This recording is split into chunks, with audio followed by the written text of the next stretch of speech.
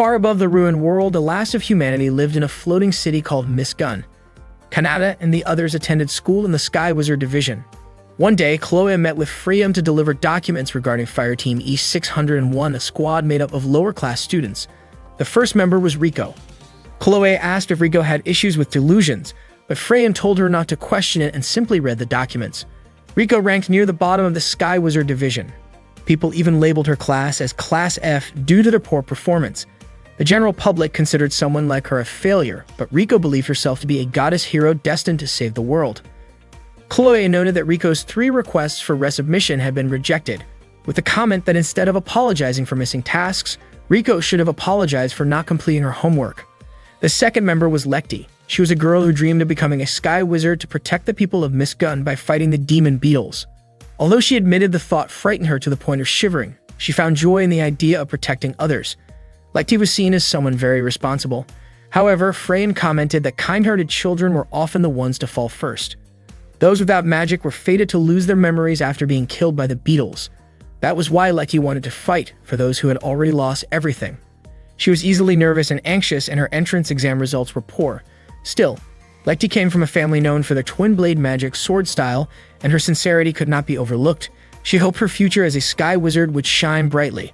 The final member of Fireteam E601 was their leader, Miss Aura. In her very first semester during practice exams, she lost 57 times and never secured a single victory. In the following evaluations, she lost 10 more times without a single win. During her second semester, the losses continued and she was defeated 57 more times, bringing her record to 124 consecutive defeats. In short, Miss Aura was recommended to voluntarily withdraw from the academy. Chloe suspected that Miss Aura was struggling with obstacles she could not overcome. Rico, Lekti, and Miss Aura were considered the weakest group in Fireteam history, earning Fireteam E601 the title of the worst. Freya asked Chloe to do something about them. Chloe admitted that it seemed normal instructors were not able to help.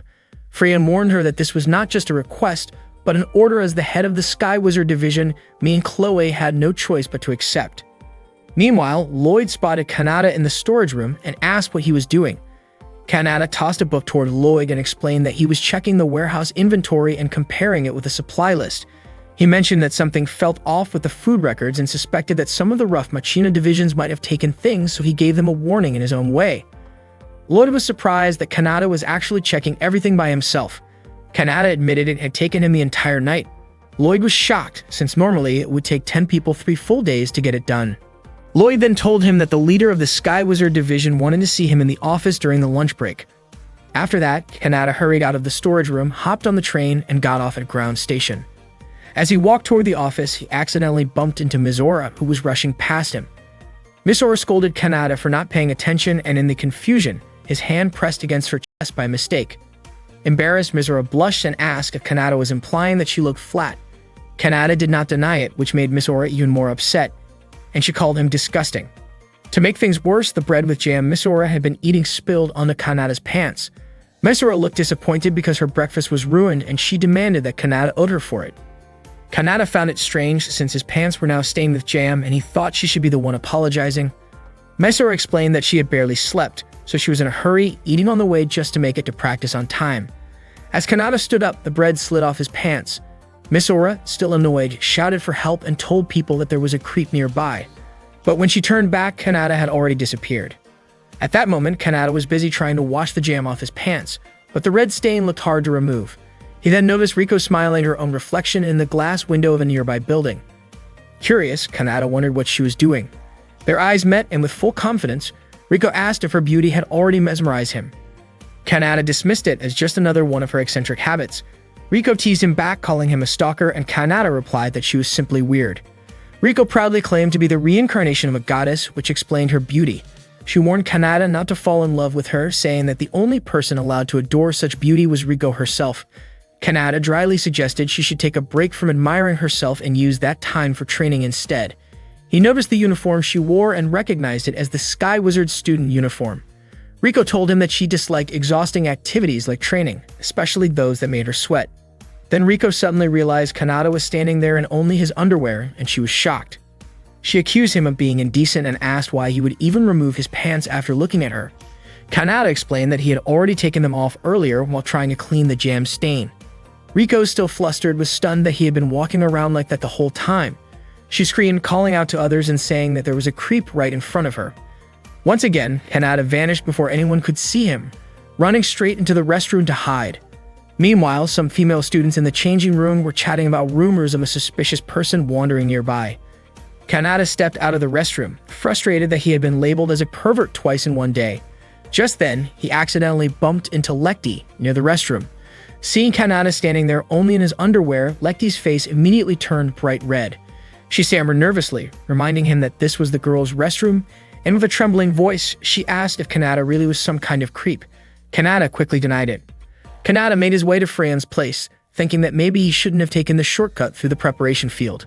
Not long after, 2 male students spotted him and called him a traitor. When he finally arrived, Kanata ran into Yuri, who also called him a traitor. Kanata asked if Yuri was still holding a grudge against him. Yuri said she had stopped wasting her time thinking about him since to her, remembering Kanata was pointless. Even so, Kanata insisted that Yuri was still holding on to it. That annoyed Yuri so much that she almost lashed out at him, but Chloe quickly stepped in to hold her back. Yuri told Chloe to let her go, explaining that she wasn't carrying a grudge and she wasn't trying to start a fight. She claimed she was simply stating facts, but Kanata still treated it like a grudge. Frustrated, Yuri stormed off and 2 male students nearby laughed at the scene. Chloe warned Kanata not to act that way, since it could make Yuri angry, but Kanata admitted he actually hoped she would get even angrier with him. Chloe questioned why he would think like that. Kanata explained that Yuri had joined because she wanted to be with him, and he was sure she was still hurt. Since Yuri had never been good at controlling her emotions, maybe it was better if she let them out once in a while. That incident had happened more than 6 months ago. At the time, Yuri had been unconscious and never witnessed it herself, and Kanata had also been badly injured. He said that the only person who ever comes out of battle without a scratch is someone who doesn't have the skill to be there in the first place. Chloe admitted she felt responsible for what had happened, so she offered Kanata a good deal. Seeing Chloe smile as she said it, Kanata was convinced that it meant trouble. Chloe brushed off his suspicion, saying she trusted the leader of the Sky Wizard Division. Chloe then led Kanata to meet Freyan. Freyan called him a traitor who still dared to show his face. Kanata admitted he hadn't actually planned to come, but Chloe suddenly smacked him lightly to shut him up. Freyan explained she hadn't called Kanata there to lecture him. Instead, she wanted him to take responsibility and become the instructor for Fireteam E601. She told him to teach this struggling group so they could fulfill the school's mission of training Sky Wizards capable of pushing back the threat of the beetle-like demons. Kanata wondered why it had to be him, when there were plenty of others available. Chloe explained that everyone else was already assigned for the season, and besides, she personally wanted Kanata to do it. She said she knew how hard he worked behind the scenes, like helping out with logistics when nobody was watching. Kanata agreed to at least read the file, but when he looked at it, he was shocked to see how terrible Fireteam E601's results were. Meanwhile, the members of Fireteam E601 were having a discussion. Misora suggested they start training, but Riko refused, saying that a goddess like her didn't need practice. Misora scolded Riko, accusing her of going against her authority as the team leader. Just then, Lekti looked nervous as she tried to speak up. She said something had happened to her earlier that morning. At the same time, Kanata was walking through the school corridor. Other students who passed by recognized him. Everyone knew he was from the regular division, and most of them considered him a traitor. They wished he would just stay away from them. But to their surprise, Kanata casually asked them where the Fireteam E601 room was. The students mocked the group, calling them losers. Back with the team, Lekti admitted she had run into someone unsettling earlier that morning. Riko said the same thing had happened to her. And then Mizora added that she too had met a creepy person who had spilled bread and jam on his own pants, which she found disgusting and humiliating to even recall. Instead of solving the mystery, Riko and Mizora started arguing, and Lekti tried her best to calm them down. Not long after, Kanata entered their room.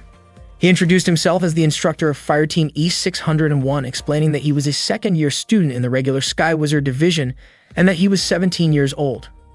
Mizora immediately recognized the name and labeled him a traitor. Riko said she had also heard about him, while Lekti was confused and asked if Mizora really knew him.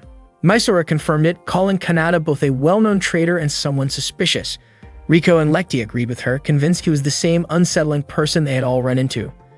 The three of them instantly activated their weapons and pointed them at Kanata. Kanata stood there, baffled at why they were calling him that. For context, Miss Gun was a floating city dedicated to training Sky Wizards. It hovered about 3,000 meters above sea level, with a population of around 6,000 people. About 90% of them were wizards like Kanata and the others. A long time ago, humanity was forced to abandon Earth because the land had been overrun by armored insect-like demons. People moved to floating cities to continue their lives, and the city came to be known as Miss Gun. Riko considered herself to be a star in Miss Gun. That day, Kanata entered Fireteam E601's room and introduced himself as their new instructor. Misora questioned why Kanata had become their instructor, but Kanata told her not to worry about the details and instead encouraged them to move forward. Misora was convinced that Kanata couldn't read the data properly and also carried his usual shameless attitude. Kanata recognized Misora's name as a second-year student in the Sky Wizard Preparatory Division. She was 14 years old, her class performance grade was D, her practical training grade was E, and the review report even recommended that she voluntarily withdraw from the academy. Misora argued that her abilities couldn't be measured by test results alone, but Kanata didn't seem to believe her. Misora blushed under his gaze, unable to stand it any longer, and quickly walked away. Riko remarked that Misora was just a low-level student, which explained her poor grades. She then tried to introduce herself to Kanata, but he already knew about her. Riko was also a second-year student in the Sky Wizard Preparatory Division with an A in classroom grades. However, because she missed her homework, her practical training grade was marked as an F. Normally, E was the lowest grade, but for some reason, Riko had received an F. Riko admitted that she couldn't leave her hair messy, so she had skipped it. Kanata then pointed out that Lekti was another second-year student in the Sky Wizard Preparatory Division with equally poor grades that rivaled Misora's. Her practical exam results were unstable, as she would win and lose against the same opponents. Hearing this, Lekti felt guilty and apologized. Just as Kanata was about to begin teaching, Misora voiced her objection, saying she didn't want a so-called traitor instructing them. Lekti, confused, asked why Kanata was being called a traitor. Misora explained that about 6 months earlier, Kanata had fought against several insect demons and managed to escape unharmed. But ever since then, he had been seen as a coward, frequently skipping missions and missing important ranked matches where his team should have earned an S rank. After repeatedly disappointing people's expectations, Kanata earned the nickname of traitor. Misora said she couldn't allow someone so irresponsible to be her teacher. Kanata replied that Misora was free to voice her complaints to the head of the Sky Wizard Division, then asked whether she felt embarrassed because she had never won a first-rank match. Misora told him not to underestimate her. She admitted that she felt ashamed, but she still wanted to become a great Sky Wizard and didn't want to waste her time. Riko argued that Kanata's remarks about her were inaccurate. Despite her young age, she had already been praised as the reincarnation of a goddess and her abilities were more than adequate. Lekti added that she didn't want to skip the training either.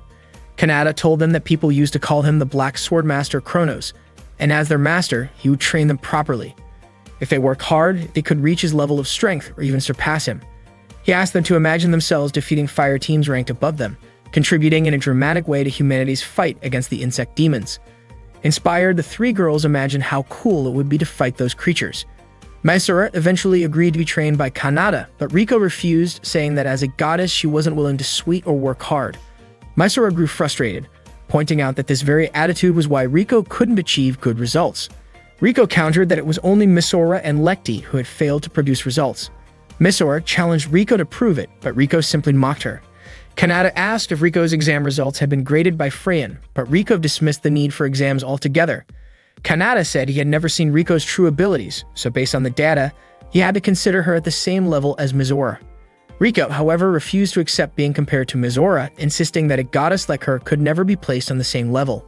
Kanata told her to demonstrate her abilities during training. Riko warned him not to fall for her once he saw her outstanding talent. Kanata then asked Lekti for her opinion. Lekti, embarrassed, struggled to speak up. Misora encouraged her to look people in the eyes and say what she truly meant with confidence. But instead, Lekti lowered her head and apologized. Kanata asked whether she was apologizing because she didn't want to join the training. Lekti admitted that her apology was actually meant for Misora. Misora then pulled Lekti closer to Kanata, and with encouragement, Lekti finally managed to say that she wanted to do it and was willing to join the training with Kanata. That afternoon, Yuri and Chloe were chatting in the cafeteria.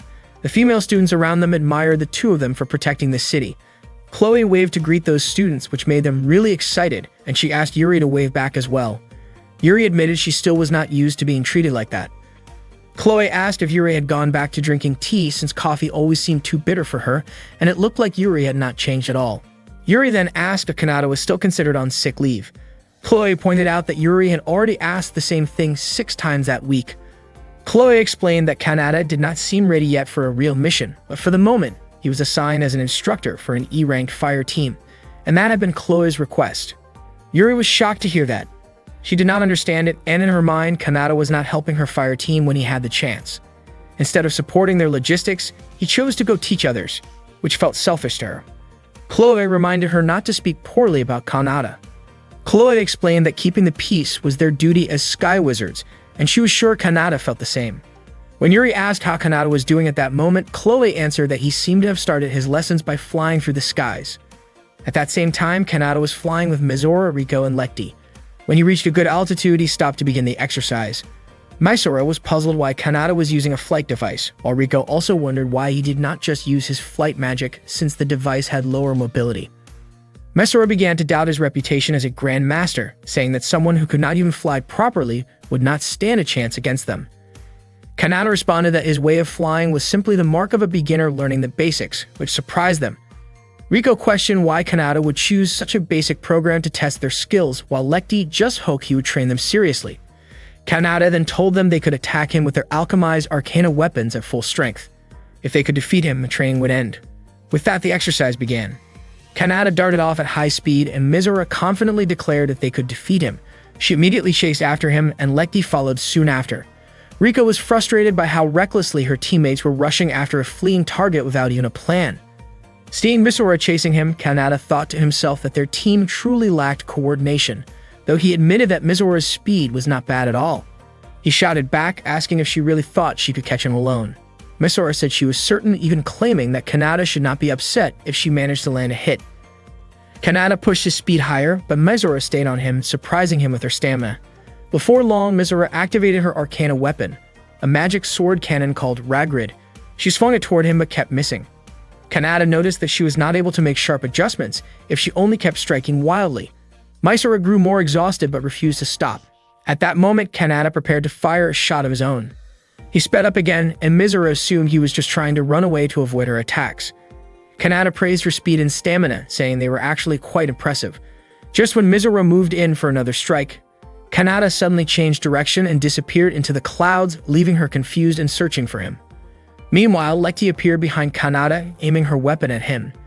Kanata asked her what the name of her weapon was since it looked impressive. Lekti answered that it was called Amano Habakiri. Kanata was surprised, noting that she should have been able to land a blow if she had only tried. He encouraged her not to hesitate. Lekti began attacking, but Kanata was able to block her strikes. She was startled when she found herself too close to him, her face turning red before she quickly backed away and swung her weapon again. Kanata wondered why her movements had suddenly become inconsistent, asking if she was only stalling for time. Lekti attacked again, and Kanata realized her movements had actually become smoother. Her reflexes were quite good, but she kept making mistakes, most likely because she did not fully trust her own abilities. Kanata stopped her strike and told her that she had real potential.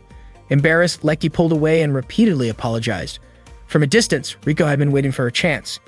She aimed her magical weapon, Athena, and fired. Kanata sensed the attack and managed to dodge, but the shot flew toward Lekti, who was standing near him. Kanata immediately pulled her aside and deflected the magical blast. Riko was stunned, realizing Kanata had actually reduced the strength of her shot before it could do any real harm. Kanata asked Lekti if she was alright, and she nodded. According to Kanata, it had been a good shot, and when an attack was too precise, it actually became easier to dodge. Riko wondered why that was the case, and Kanata explained that her aim was not bad, but her intention to strike felt as obvious as sending a telegram. He then asked if Lekti and Riko had tried combining their movements while flying. Lekti admitted that she had been very scared. Riko pointed out that Lekti's movements were smoother compared to Mizora's, who always seemed restless and scattered wherever she was. Because of that, Riko said it was natural for her to try sensing with Lekti in order to land better shots. Kanata questioned why, if Riko could calculate things so thoroughly, she did not seem concerned about her own teammates.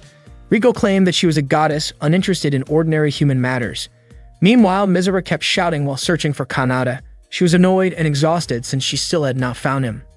Later that night, while Mizora, Lekti, and Riko were changing clothes together, Mizora admitted she was upset because they had failed to catch Kanata, even though there were 3 of them. Lekti apologized, saying her skills were not good enough. When she noticed Mizora struggling to unfasten her bra, Lekti helped her. Mizora thanked her and said it was not her fault, admitting she might not have given Lekti any useful directions. Riko then commented that fire team leaders should be able to assess the battlefield properly, unlike what Misora had done. She also contrasted that with herself, who she described as beautiful. Misora became irritated by Riko's words. Riko told Misora not to feel down since it was only natural that she was taller and more developed physically, claiming that was what separated ordinary people from a goddess. Misora replied that she was not upset and that such things did not matter to her. However, when she noticed Lecty's figure, she was surprised and started crying, not believing how Lecty could be more developed than her. Riko reassured her that such differences had nothing to do with someone's abilities as a sky wizard. Misora was touched by her words, but at the same time, seeing both Riko and Lecty made her feel uneasy. What bothered her even more was when Riko playfully described Misora's body in a mocking way, which made Misora scold her. Lecty quickly tried to calm both of them down.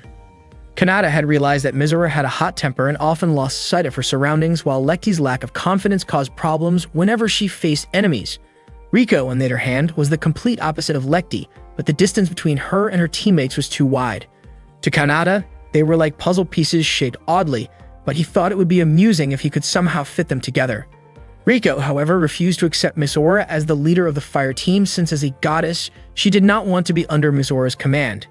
Misora argued that she was the one who had started the fire team, so it was her responsibility to lead. Riko countered that being first in line did not automatically earn respect. At that moment, Lecty tried her best to calm the two of them down as they argued. Soon after, Kanata opened the door to the changing room to announce the next stage of their training.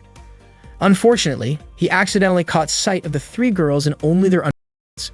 In shock, they immediately activated their weapons and accused Kanata of being inappropriate. That day, the members of Fire Team E601 were in the middle of a special training session with Kanata. The training was tough as becoming stronger was never easy. During the session, Riko admitted that she had no intention of joining in because she believed herself to be like a goddess. She left the room right away. Misora tried to stop her, but Riko ignored her. Kanata told them to let Riko be on her own, then asked Misora and Lecty if they were ready for the special training. Both Misora and Lecty agreed to continue. Later that day, Kanata brought Lecty to a clothing store. With her face turning red, Lecty said that she had finished changing into the outfit Kanata had chosen. When Kanata pulled open the curtain of the changing booth, Lecty was startled. Kanata wondered why she was so embarrassed since she actually looked beautiful in the maid outfit. Lecty asked if it was really necessary to spend their fire team's budget on a maid costume. Kanata explained that the outfit was important for their training. Before leaving the shop, he told Lecty that her task for the day was to hand out flyers while wearing the maid outfit. Lecty was shocked, but she had no choice but to do it. That afternoon, Lecty began her task. When two students walked by, she tried to call out to them, but she couldn't bring herself to speak clearly. The students thought she was acting strange and walked away. Not long after, 3 male students came over. They were stunned to see her dressed as a maid and quickly surrounded her. The flyers scattered to the ground and Lecty politely encouraged them to take one. The students happily picked up the discount coupons and thanked her. Lecty was surprised that she had actually managed to hand them out. Meanwhile, Kanata asked Misora to find out Riko's weaknesses. According to him, everyone had at least 2 weak points, and even if Riko tried to act calm, there was a chance she had some surprising vulnerabilities. Misora seemed reluctant about this request. Even though she didn't get along with Riko, she didn't want to lower herself to spying. Suddenly, Kanata covered her mouth because he had noticed Riko walking nearby. In the process, he accidentally touched her chest and quickly apologized, saying he hadn't realized it. Misora was offended, especially when Kanata's words made it sound like he hadn't noticed anything because she was too small. Kanata urged her to stop arguing and follow Riko. That day, Riko went shopping for clothes. Through the reflection in the store's glass, she noticed Misora tailing her. She immediately approached and asked what Misora was doing. Misora was shocked that Riko had caught on so easily and wondered if she had some kind of special ability. Then Misora realized her reflection in the glass had given her away. Riko asked if Misora had feelings for her. Misora was at a loss for words and couldn't come up with an excuse. Riko told her she needed to shop, but Misora insisted she wanted to join her. Suspicious, Riko pinched Misora's cheek, worried that maybe someone had cast an illusion spell on her, since it was strange for Misora to suddenly want to spend time with her. Still, she allowed Misora to tag along. Elsewhere, Kanata was drinking coffee outside when Lecty approached and handed him a flyer. He asked if she had completed her task. Lecty admitted that at first she had been extremely nervous, but afterwards she managed to gain a little courage. Kanata then told her it was time for the second step, asking her to start working at the cafe. He walked away while Lecty insisted she couldn't possibly do it. Suddenly, several customers called her over to take their orders. With so many people waiting, Lekti panicked and shouted out for Kanada's help, saying she couldn't handle it on her own. That same afternoon, a young man named Real was walking while looking at his tablet, mumbling that most of the armored insects seemed to come from the Arcanar class. Without realizing it, he bumped into Yuri, who was carrying a drink. She immediately apologized as the drink spilled, soaking Real's pants. Feeling extremely guilty, Yuri apologized over and over. She quickly knelt down, trying to wipe off the spill. The stain didn't seem to go away, and Yuri grew flustered, unsure what else to do. To her surprise, Real's heart raced as he watched her, his face turning red. Yuri apologized again, worried the drink might leave a permanent stain on his clothes. Just then, Riko took the handkerchief from her, saying she could handle it herself. A moment later, Chloe called out to Yuri. Real told her not to worry and urged her to go meet Chloe. Yuri apologized one more time before leaving in a hurry. Real watched her go and only then realized he was still holding on to her handkerchief. That afternoon, Riko went to a bookstore and bought a philosophy book. Mizora asked if Riko was really sure about buying it since the book looked boring. Riko thought Mizora probably didn't understand the joy of pursuing truth yet, and she even called Mizora a child.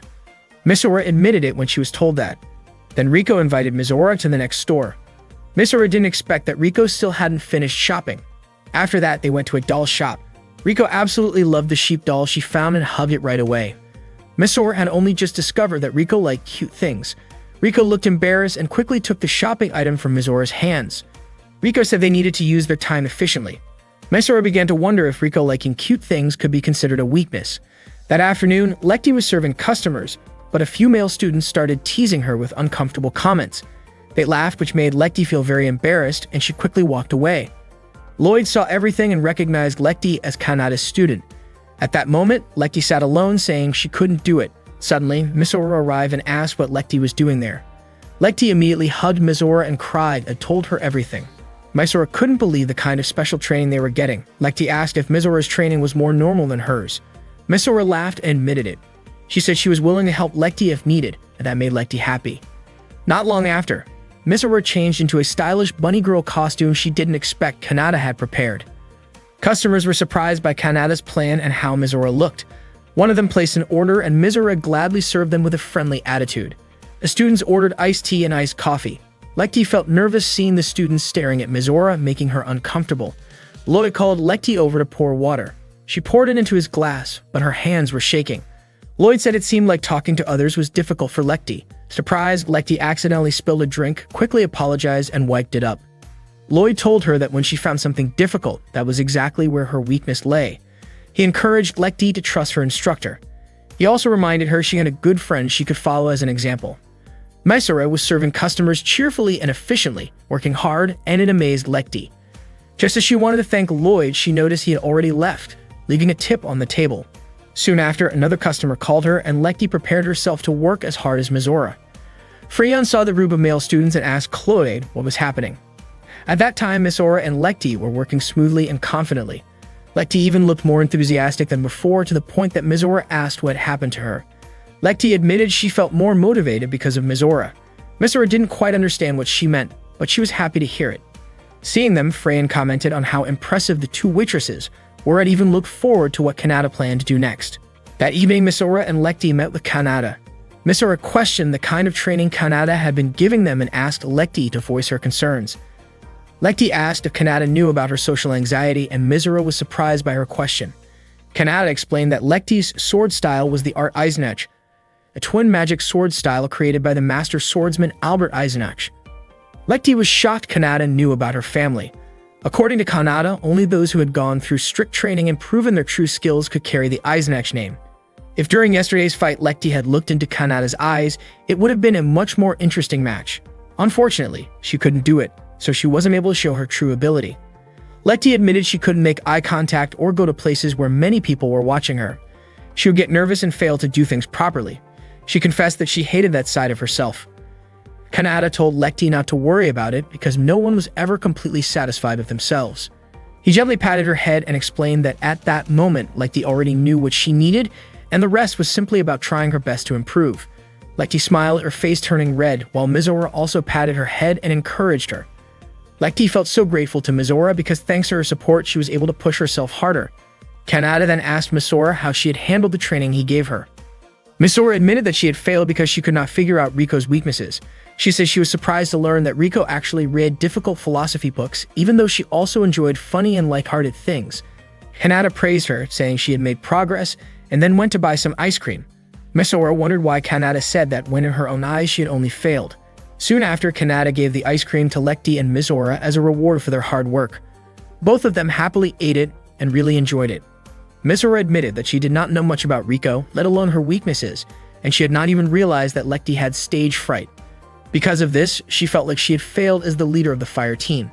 Kanata reassured her by saying that she had learned something through the experience, and that itself was progress. He then asked Lecty to try the same kind of training she had done that day, and she agreed. Misora also agreed to keep observing Riko, but Kanata explained that the purpose of the training that day was to make Misora realize her own weaknesses. Overcoming those weaknesses, however, required a completely different kind of training, and he wondered whether he had failed to make that clear to her. Misora grew frustrated and, without meaning to, dropped her ice cream on the ground. She then cried over her ice cream being wasted. That night, Kanata was sitting in front of his computer when Chloe suddenly floated up behind him. However, Kanata had already noticed her presence and scolded her for entering the boys' dorm at night. Chloe simply smiled, saying she only wanted to do what she used to do in the past. Her eyes then wandered to a photo of Misora, the rabbit-eared girl, displayed on Kanata's computer. Kanata explained that Misora's reserve of magical power was greater than most rank of wizards, but unfortunately she was terrible with the sword, which made her waste much of her potential. Chloe then asked what Kanata planned to do in order to teach her. The next day, Kanata met with the members of Fire Team E601 and asked Misora to stop focusing on the magical sword cannon formation. Instead, he suggested she should position herself to support the magic cannon from mid-range because she had no natural talent for swordsmanship, while her flight magic and magical reserves were far more impressive. Kanata said his goal was simply to make the best use of her abilities. Misora refused to do that, saying she did not care, and even if it could make her stronger, she would not change her path. Kanata told her to stop being selfish, since the magical sword cannon was unbalanced, outdated, and too difficult for a beginner to handle. Misora denied being selfish, saying she was simply doing her best, but still rejected the idea of moving away from the sword cannon style. Kanata said that no matter how hard she tried, putting effort into the same approach would only produce the same results. Misora realized she had misjudged him, since she thought Kanata might have been a capable instructor. In her eyes, Kanata clearly did not understand her at all, so it was better if he stopped telling her what to do. Frustrated, Misora stormed out of the room. Seeing this, Lecty immediately ran after her.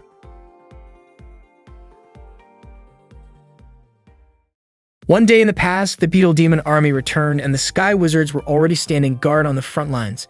They complained about the overwhelming number of enemies they had to face. Suddenly, a woman stepped forward with courage and incredible skill, raising her sword against the swarm. She swiftly dodged the Beetle Demon's attacks and struck them down one after another.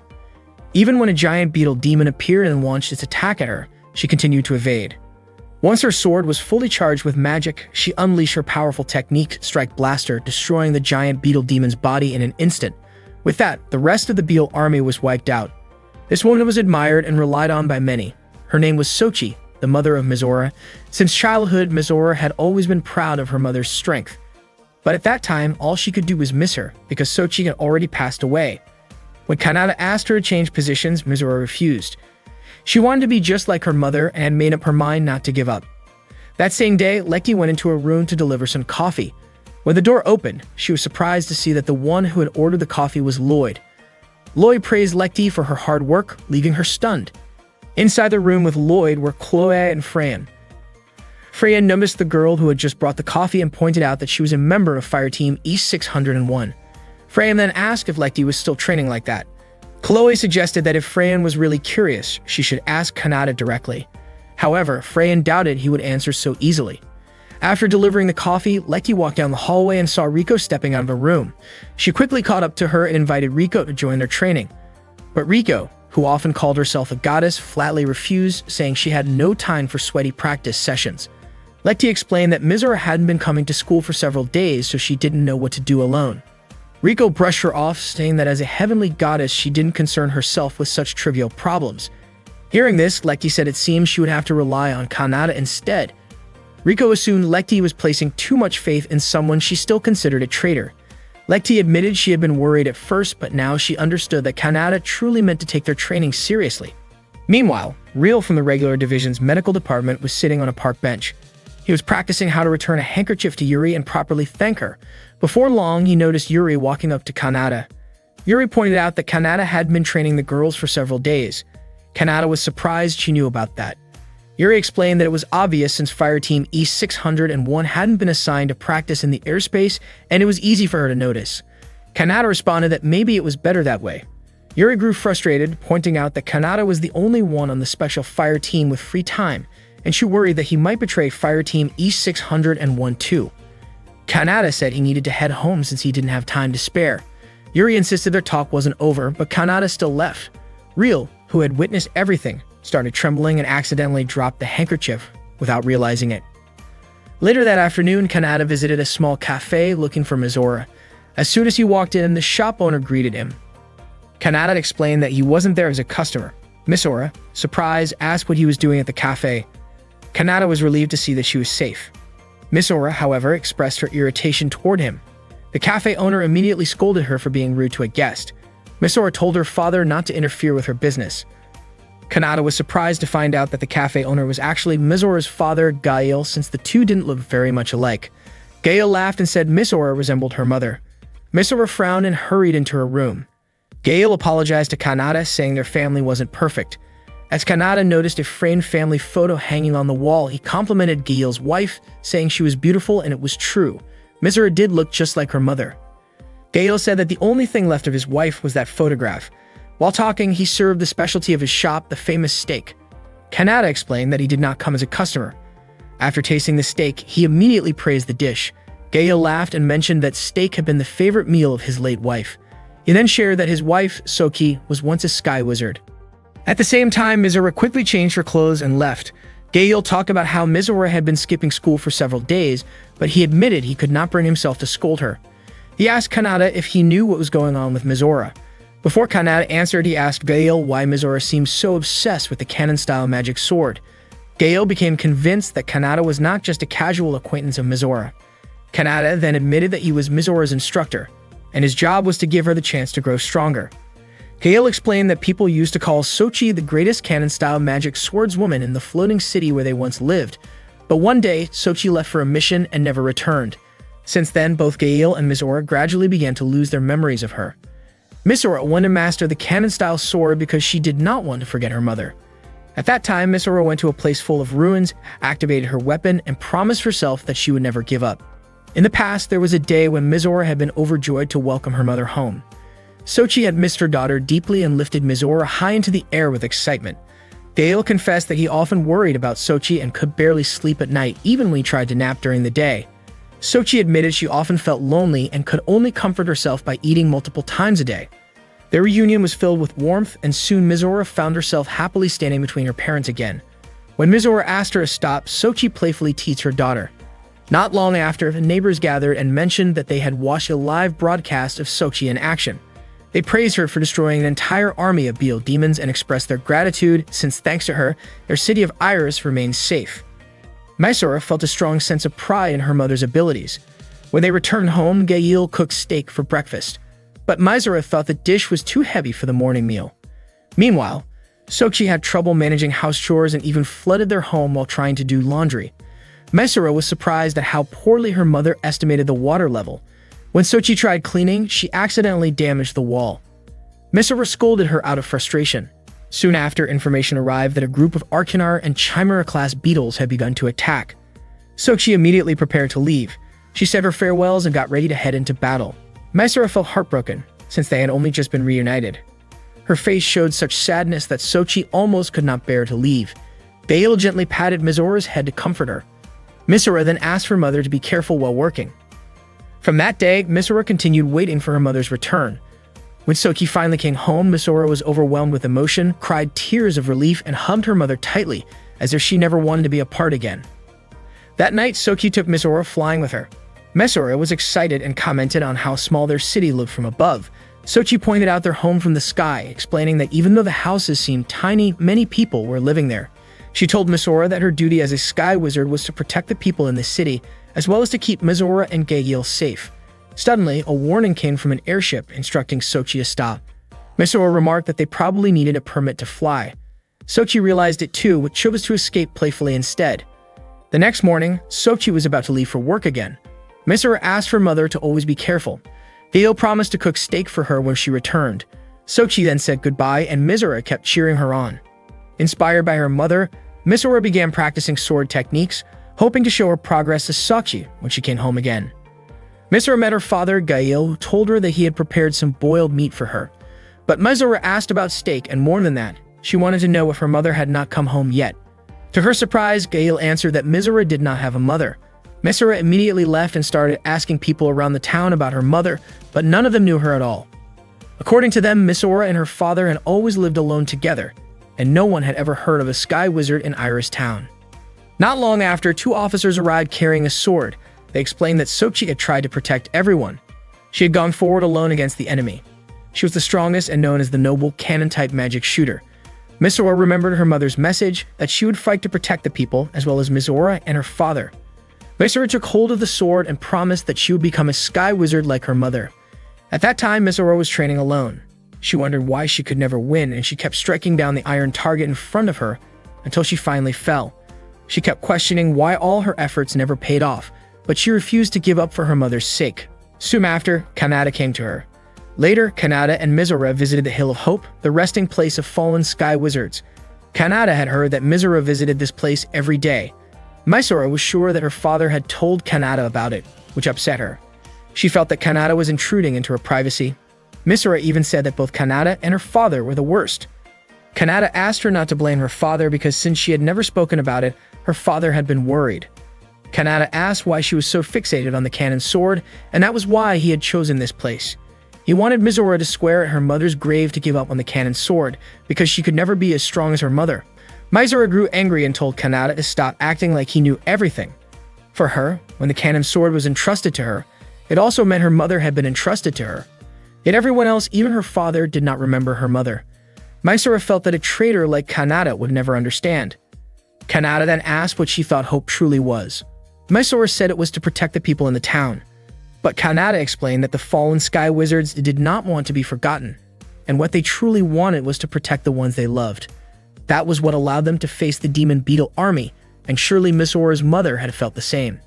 Kanata asked Misora if her mother's purpose as a sky wizard had been for the cannon sword itself, or to protect people. Earlier, Gail had told Kanata that when Sochi died, he felt nothing, and he feared that if Misora died, he might also feel nothing, which terrified him. Kanata told him that if Misora stayed stubborn, her risk of dying would only increase, and in time, people might forget her. Misora realized how selfish she had been, but she still refused to give up. She wanted to protect people with the cannon sword. She believed that if she could become a great cannon-type mage, something impossible like the natural recovery of lost memories could happen, and she could be the first to restore everyone's memories. That way, she would not die in vain. Seeing how serious she was, Kanata laughed, admitting he never thought Misora could be this reckless. But he liked people like her. Because of that, Kanata decided to give her some guidance on how to become a better cannon-type mage. He understood how strong her determination was, but he warned her to be prepared because the path she had chosen could be worse than death itself. He asked once more if Misora was sure about taking that path. Misora firmly stated that she was ready to face any risk. Kanata then asked her to work hard for Sochi and for the sword, and to swear that she would become a cannon-type mage even greater than Sochi, strong enough to protect the people and herself. As her instructor, Kanata would help her bear the burden. That was why he wanted her to become stronger, and Misora agreed. The next day, Misora and Lekti prepared for training. Misora apologized to Lekti for making her worry. Kanata arrived and asked them to begin right away. Lekti immediately flew high into the sky. Misora looked at Kanata's face and shyly thanked him before leaving. Kanata could only smile at her. Meanwhile, Riko was watching them from below, and it seemed like she was starting to take interest in Kanata's way of teaching.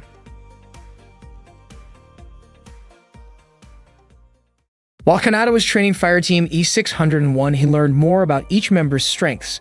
Lekti's Eisenach twin sword style was extremely powerful, allowing her to fight with two blades at once. Meanwhile, Misora's cannon-style magic sword could strike down nearby enemies from a long distance, an incredible weapon, though one that wasn't easy to master. That morning, Riko was enjoying her dream when Freyan's voice woke her up. Riko sat up, saying Freyan had disturbed her sleep. She complained that a goddess like herself was tied down by meaningless school rules. After that, Riko got out of bed, took a shower, and prepared for school. At lunchtime, some students chose to sit far from Kanata, calling him a traitor. Kanata was eating with Lloyd, who admitted he was impressed by him. Kanata was surprised to hear such words from Lloyd. Then Yuri appeared, wondering why Lloyd didn't ask Kanata how he could stand tall as someone hated throughout Miss Gun. Kanata ignored Yuri and told Lloyd about their upcoming opponent instead. Feeling brushed off, Yuri commented that the fire team Kanata was training was too weak to even start a proper fight, and since they also had a so-called traitor, she believed there was no way Kanata could win. Kanata responded by saying it was actually a good thing, since his team wouldn't feel extra pressure that way. Irritated, Yuri asked if that was the kind of excuse losers made and wondered what kind of teaching Kanata was giving them. Kanata replied that his fire team simply had a better chance of winning this way. Hearing that, Yuri was reminded of when they once fought together against beetle-like demons. She hoped Kanata hadn't changed completely. Yuri left and Lloyd followed her to try and comfort her. Not long after, Riko arrived, commenting that she was surprised at how much Kanata could eat. She then shared that while showering earlier, she had seen something beautiful. Kanata wondered if she had seen a ghost or something similar. Riko smiled and explained that the beauty she saw was none other than herself in the mirror.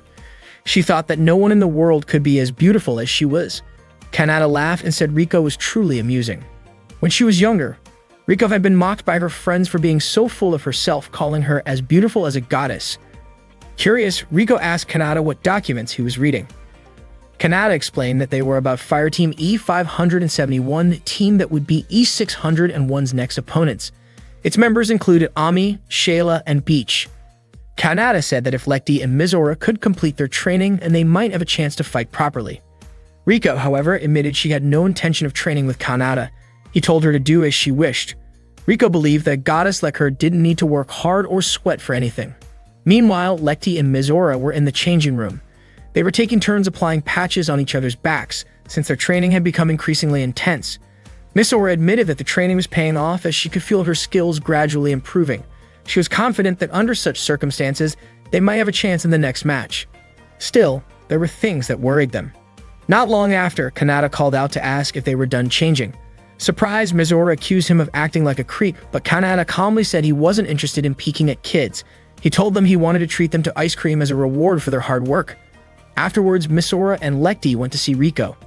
Mizora directly asked her to join their training.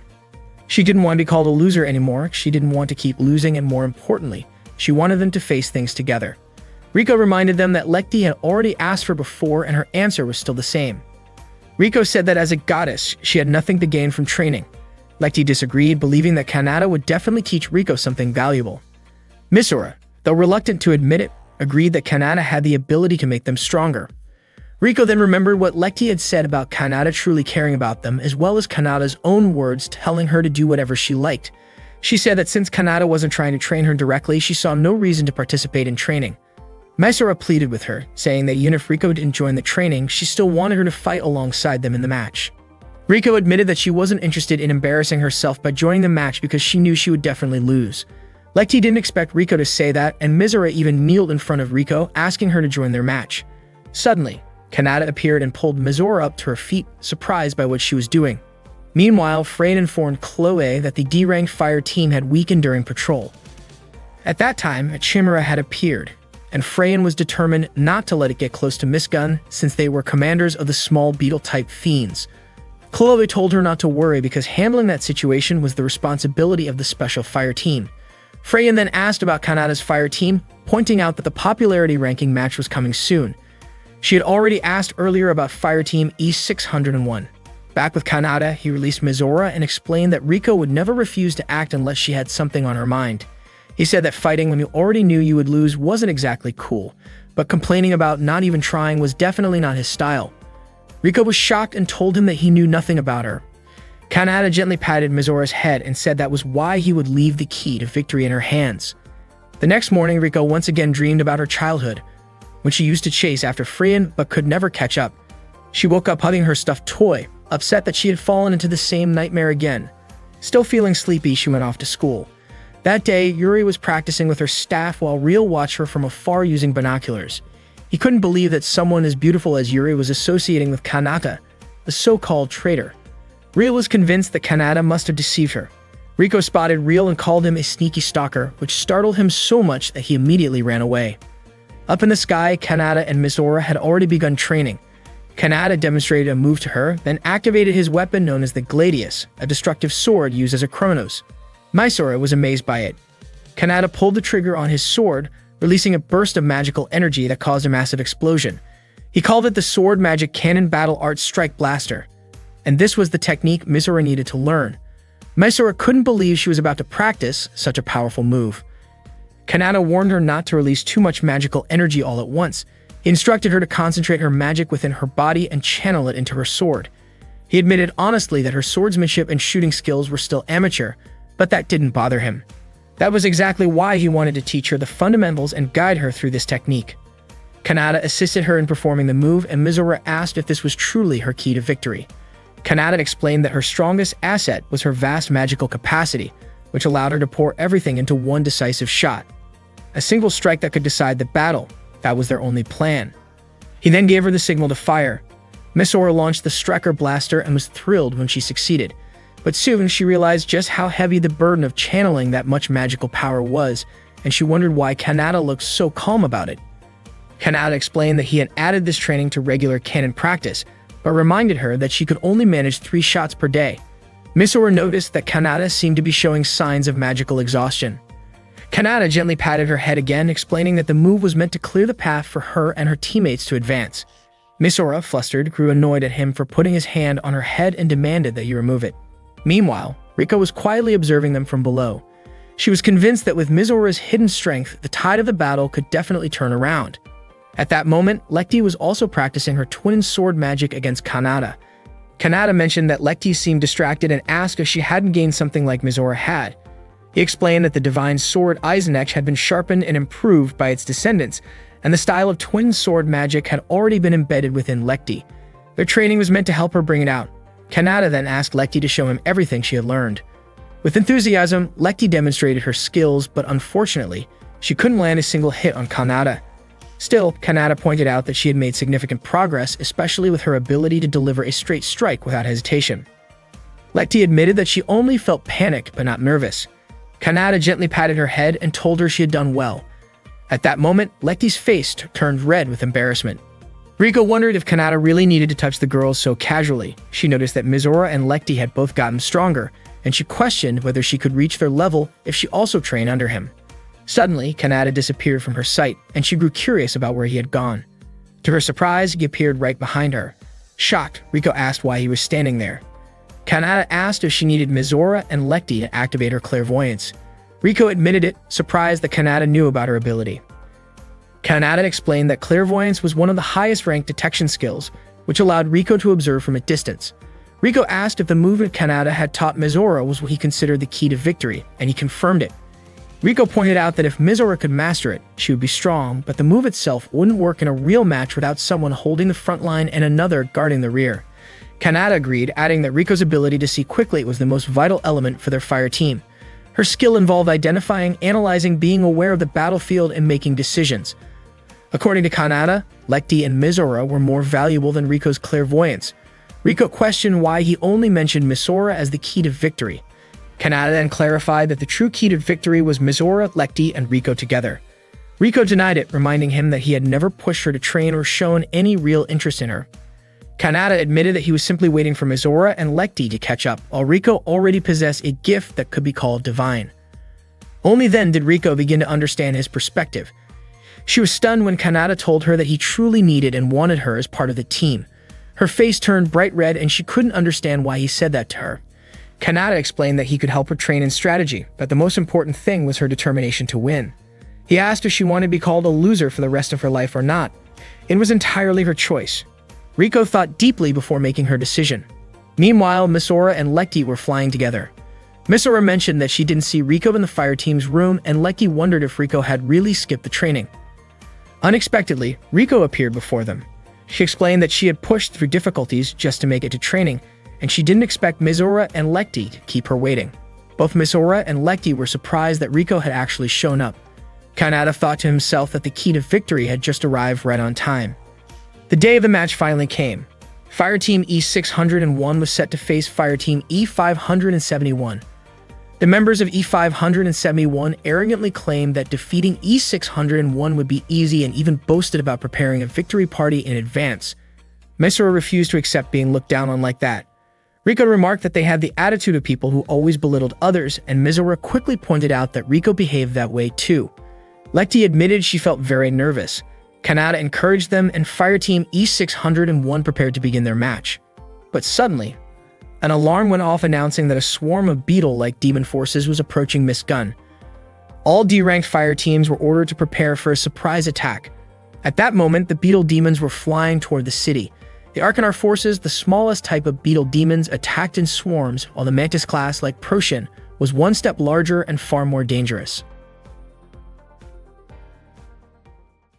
The swarm of insect-like demons arrived to attack Miss Gun, and ordinary unarmed students were told to evacuate to the nearest shelter.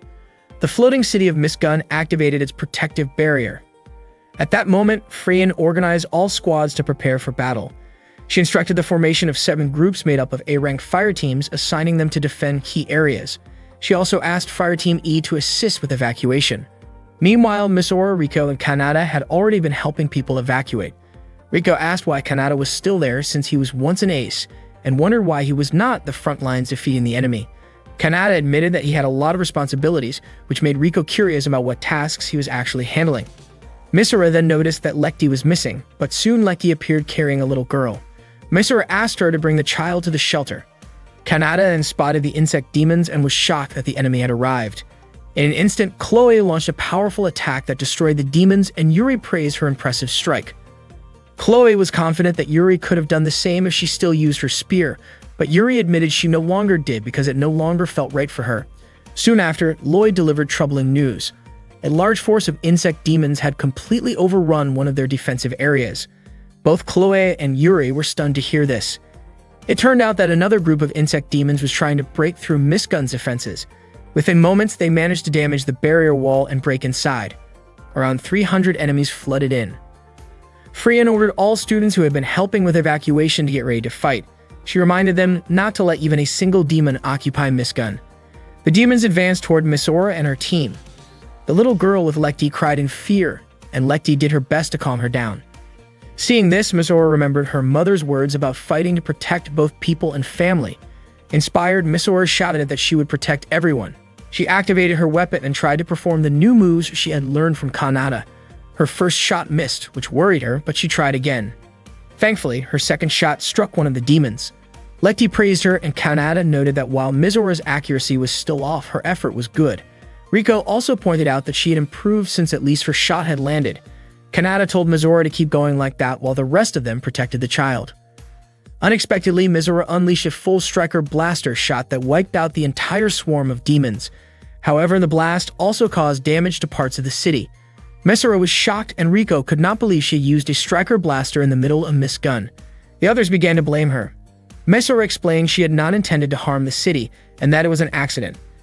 Kanata then informed her that the blast even destroyed his father's cafe. Misora was horrified and screamed in distress.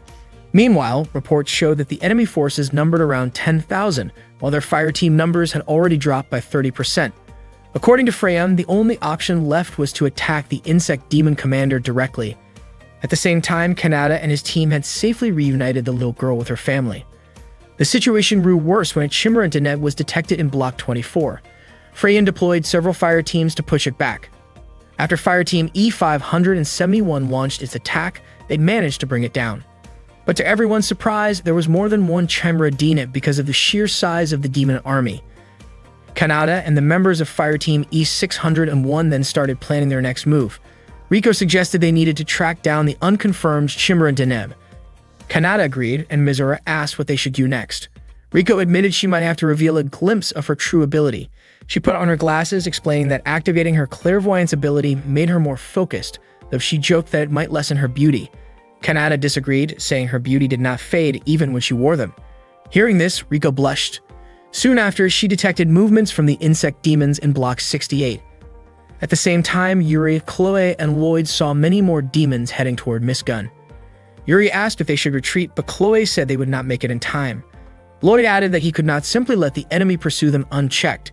Yuri mentioned that reports showed multiple Chimera Deneb approaching, and she grew deeply worried for Miss Gun's people.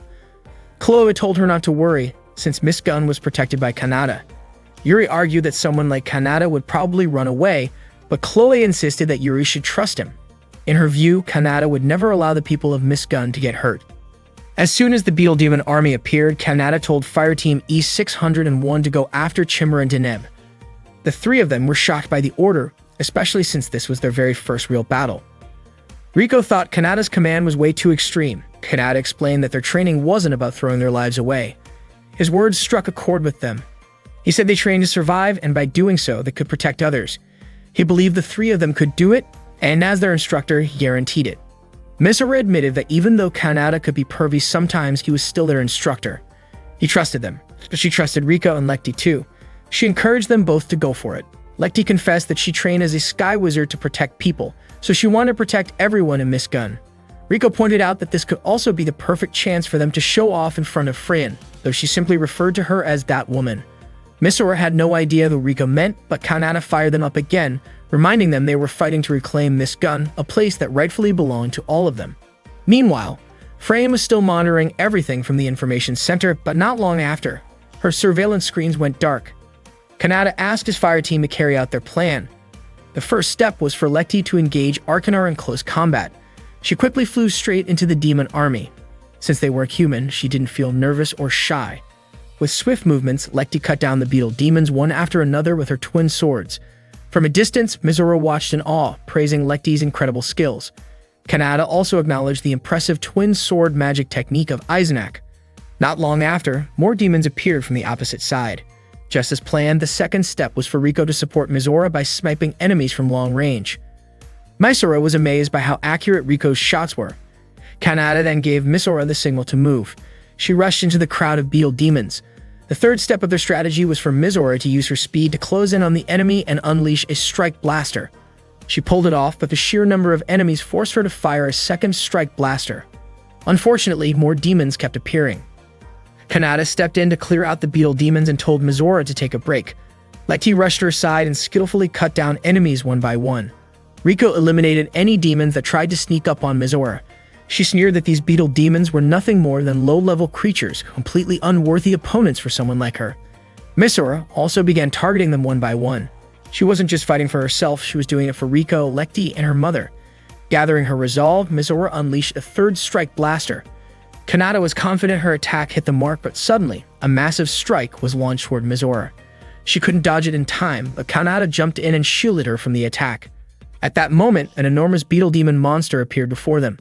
Lekti asked if that was Chimera, but Rico admitted she had never seen a type like that before. The giant demon fired its attacks, destroying buildings and sending debris flying at Lekti and Rico. Kanata said Misora's earlier shot had been good, but the demon had managed to deflect it. Realizing the fight couldn't drag on, Kanata admitted he hadn't expected something like this monster to show up. Misora told him not to hold back, but she also knew his magic reserves were limited. Kanata revealed he had no choice but to step in. Since this wasn't a normal enemy, he activated his weapon, and a chilling aura surrounded his body. He warned that what he was about to do wasn't something anyone should ever try to copy, and he didn't want Misora to end up fighting this way. The wind around him roared violently. He ordered Misora to retreat because it was too dangerous. As soon as he moved, every beetle demon around him vanished instantly. Misora couldn't understand what Kanata had just done.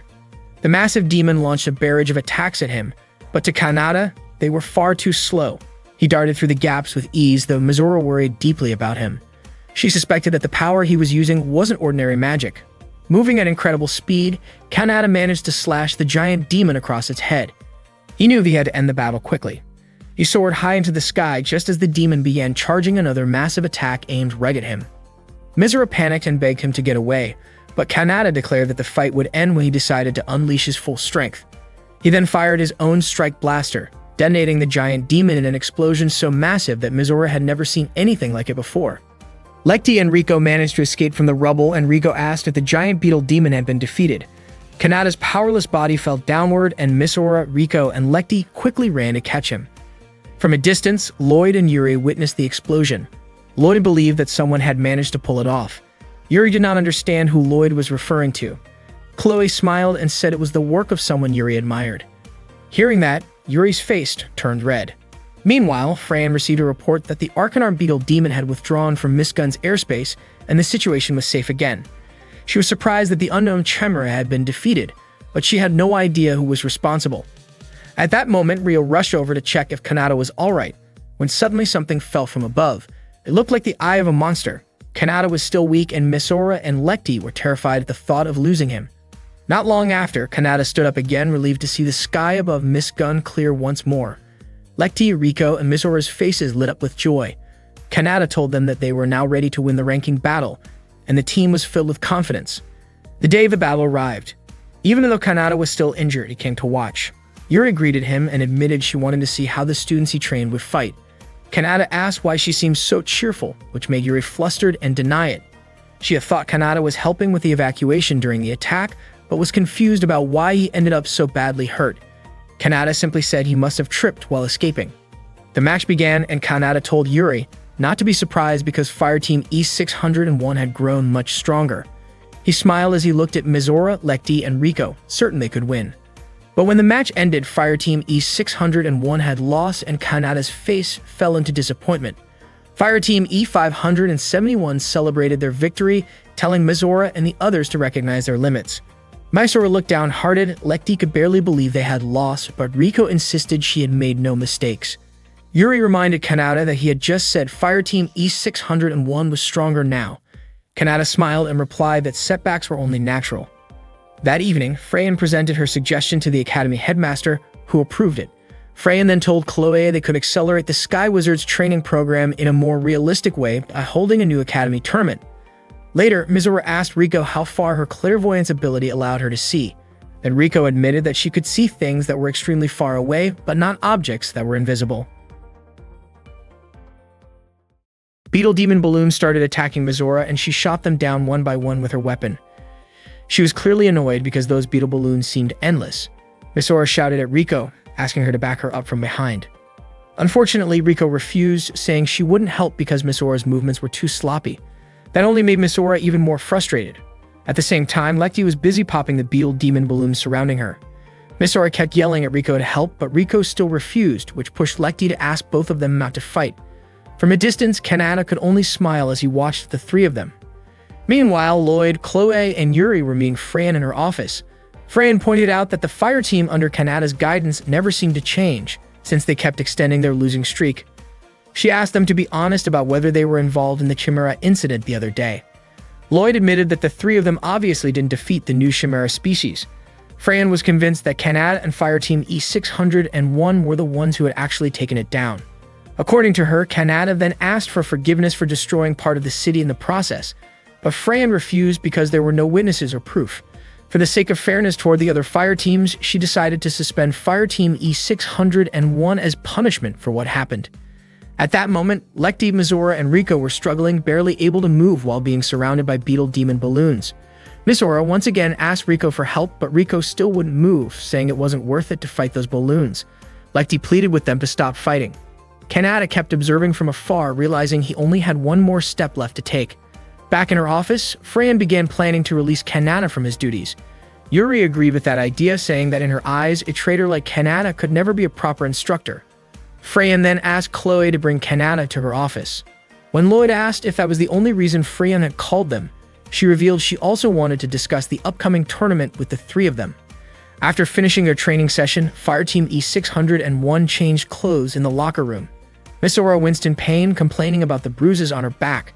Riko bluntly said that was because Mizora's movements were a mess. To make her point, Riko touched Lekti's back, showing there were no bruises at all.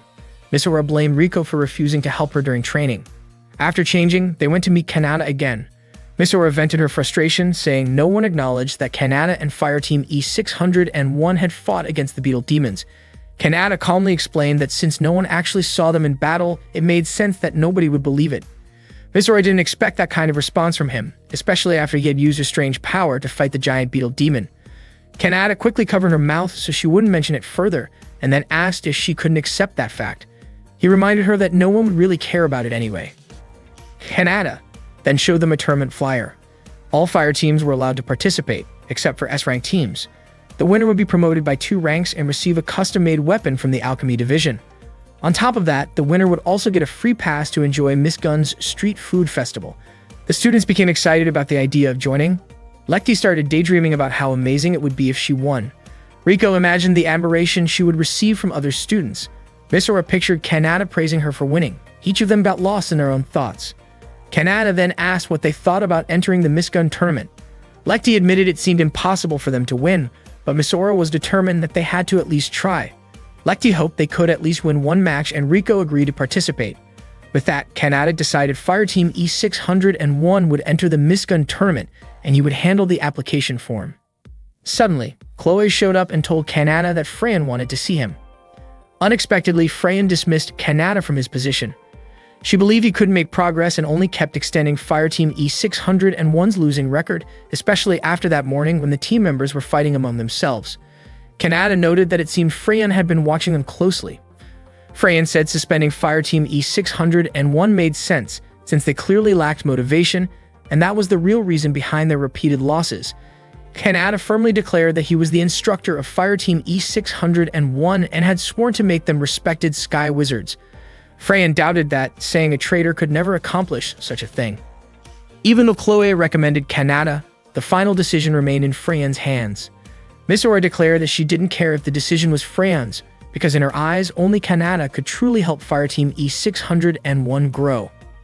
Freyan, however, couldn't understand what the other Fireteam members saw in him. Kanata believed that if Fireteam E601 managed to win the Miss Gun tournament, then everyone else would finally accept their existence. Freyan laughed when she heard that and mocked Fireteam E601, pointing out that they couldn't even beat Fireteam E. Kanata, however, was confident they could pull it off. Freyan said that if Fireteam E601 actually won the tournament, then she wouldn't suspend them. At that moment, Misora, Lecty, and Rico had been eavesdropping outside the room. Misora was shocked to realize that they were facing suspension. As soon as Kanata opened the door, the three of them tumbled in, embarrassed at being caught listening in. They quickly followed Kanata, asking why they were about to be suspended. Kanata advised them not to get too influenced by what they heard. Later, inside Fireteam E601's room, Misora, Lecty, and Rico sat in gloomy silence, still thinking about what they had overheard. Kanata asked what they planned to do. Misora said she wanted to make Fireteam E601 stronger and reach new heights. Lecty agreed with Misora's determination. Rico reminded them that she already held the highest position since she considered herself a goddess, but she would still follow Misora and Lecty's wishes. Kanata praised their determination but told them not to take things too seriously. What mattered most, he said, was simply winning every match they played. Misora pointed out that they had never won before, while Rico wondered how Kanata could stay so calm. Kanata explained that the tournament brackets were always distributed fairly and previous scores or rankings wouldn't matter. He told them to prepare because training would begin the next day. As he left, Misora couldn't believe that the conversation ended so abruptly.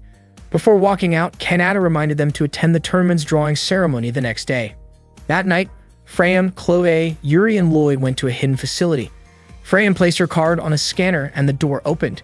A machine scanned her entire body from head to toe, and the same process was repeated for Chloe, Yuri, and Lloyd.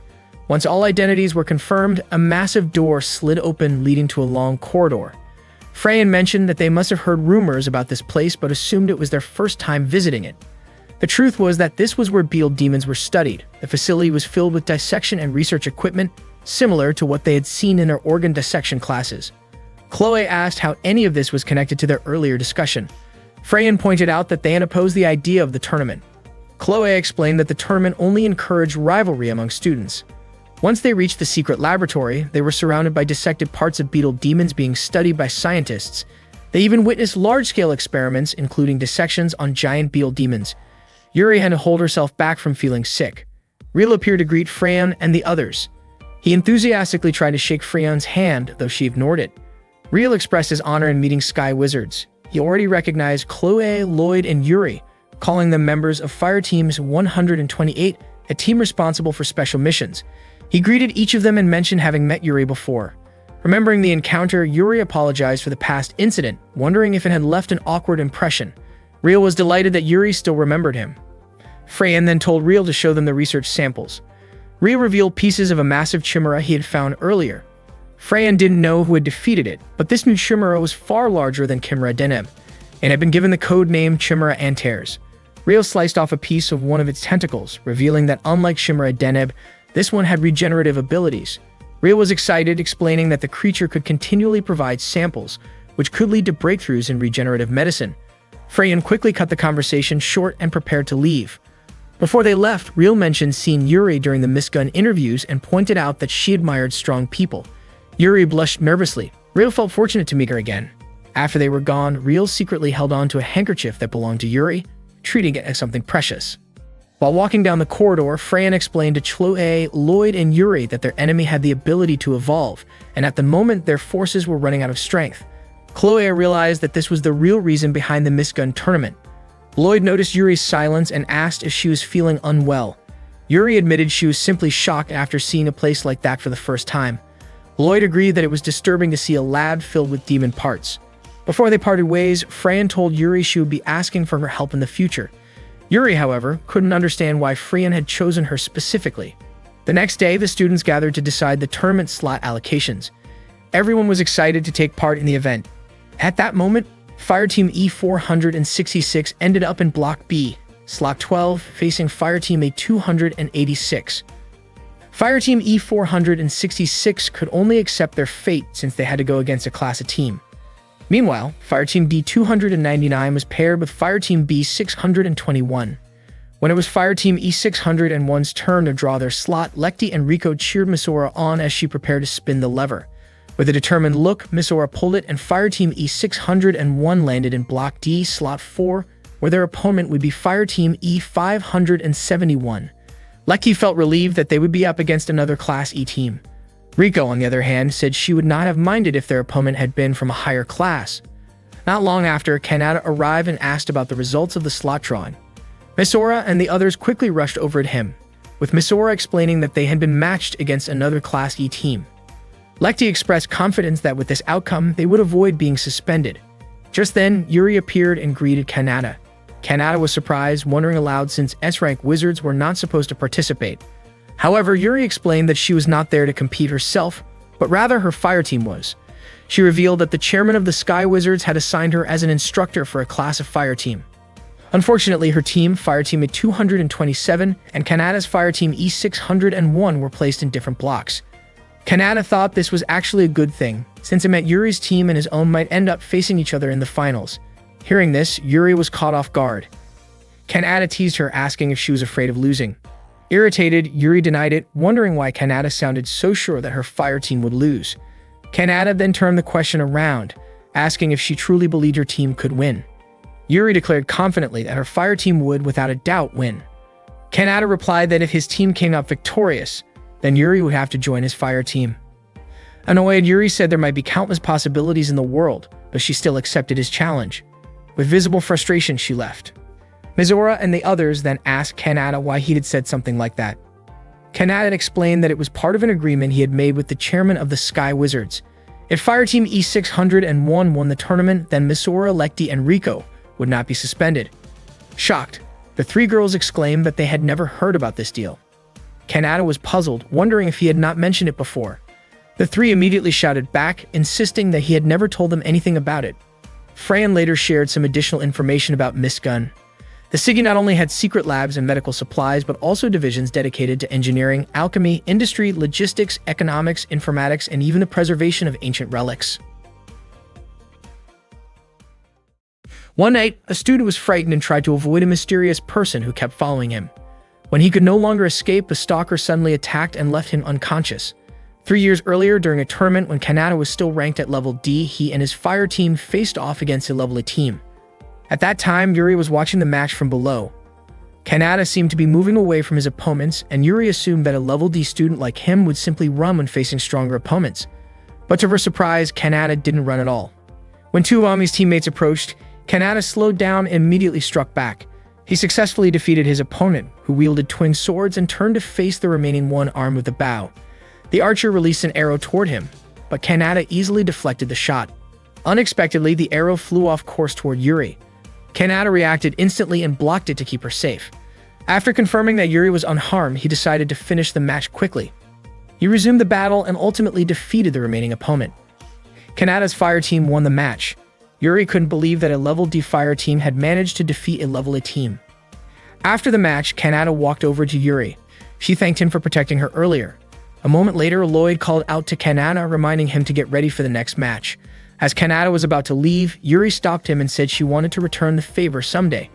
Kanata told her that she could do so by joining him in the sky, where people depended on him and his teammates who were ready to risk their lives to protect others. Then Kanata left for the upper skies. That was how Yuri first met Kanata. The next morning, Chloe gathered with Lloyd and Yuri to discuss the incident from the night before. Chloe explained that the victim hadn't seen the attacker's face. When she asked Yuri for her thoughts, Yuri seemed lost in thought, prompting Chloe to call her name, which startled her. Chloe informed them that the three of them, as members of a special fireteam assignment, would be joining Raven Nest for patrol duty. Yuri said she was ready to take on the mission. Just then, Kanata appeared and greeted them with a smile, which made Yuri blush slightly. She asked if Kanata had been eavesdropping on their conversation, but he denied it, saying he had just been napping in a tree nearby. Yuri asked if he was trying to start an argument, and Kanata smiled, saying he liked that side of her. Chloe agreed with Kanata, while Lloyd added that Yuri had seemed a little gloomy earlier. Yuri then excused herself, saying she had to go teach her fireteam.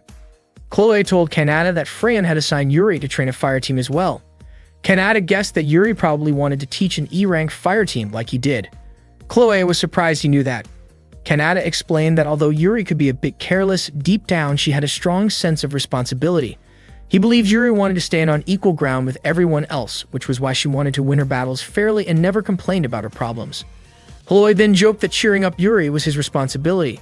Kanata asked if he didn't like that duty, but Lloyd replied that keeping a friend's spirits up was actually something he was proud of. That afternoon, the E601 fire team was in the middle of their training session. Lekti asked Riko to help her with shooting practice, but Riko stayed quiet. Misora, who was busy firing at a beetle-shaped magic target, reminded Riko to focus on her job as the mid-guard. Riko complained that constantly turning her head forward and backward only made her neck sore. She said she might as well consider this entire practice as a test for herself. After the session, Kanata told them he planned to switch up their formation, rotating who would be at the front, middle, and back. Mizora objected, saying they couldn't just switch positions so easily.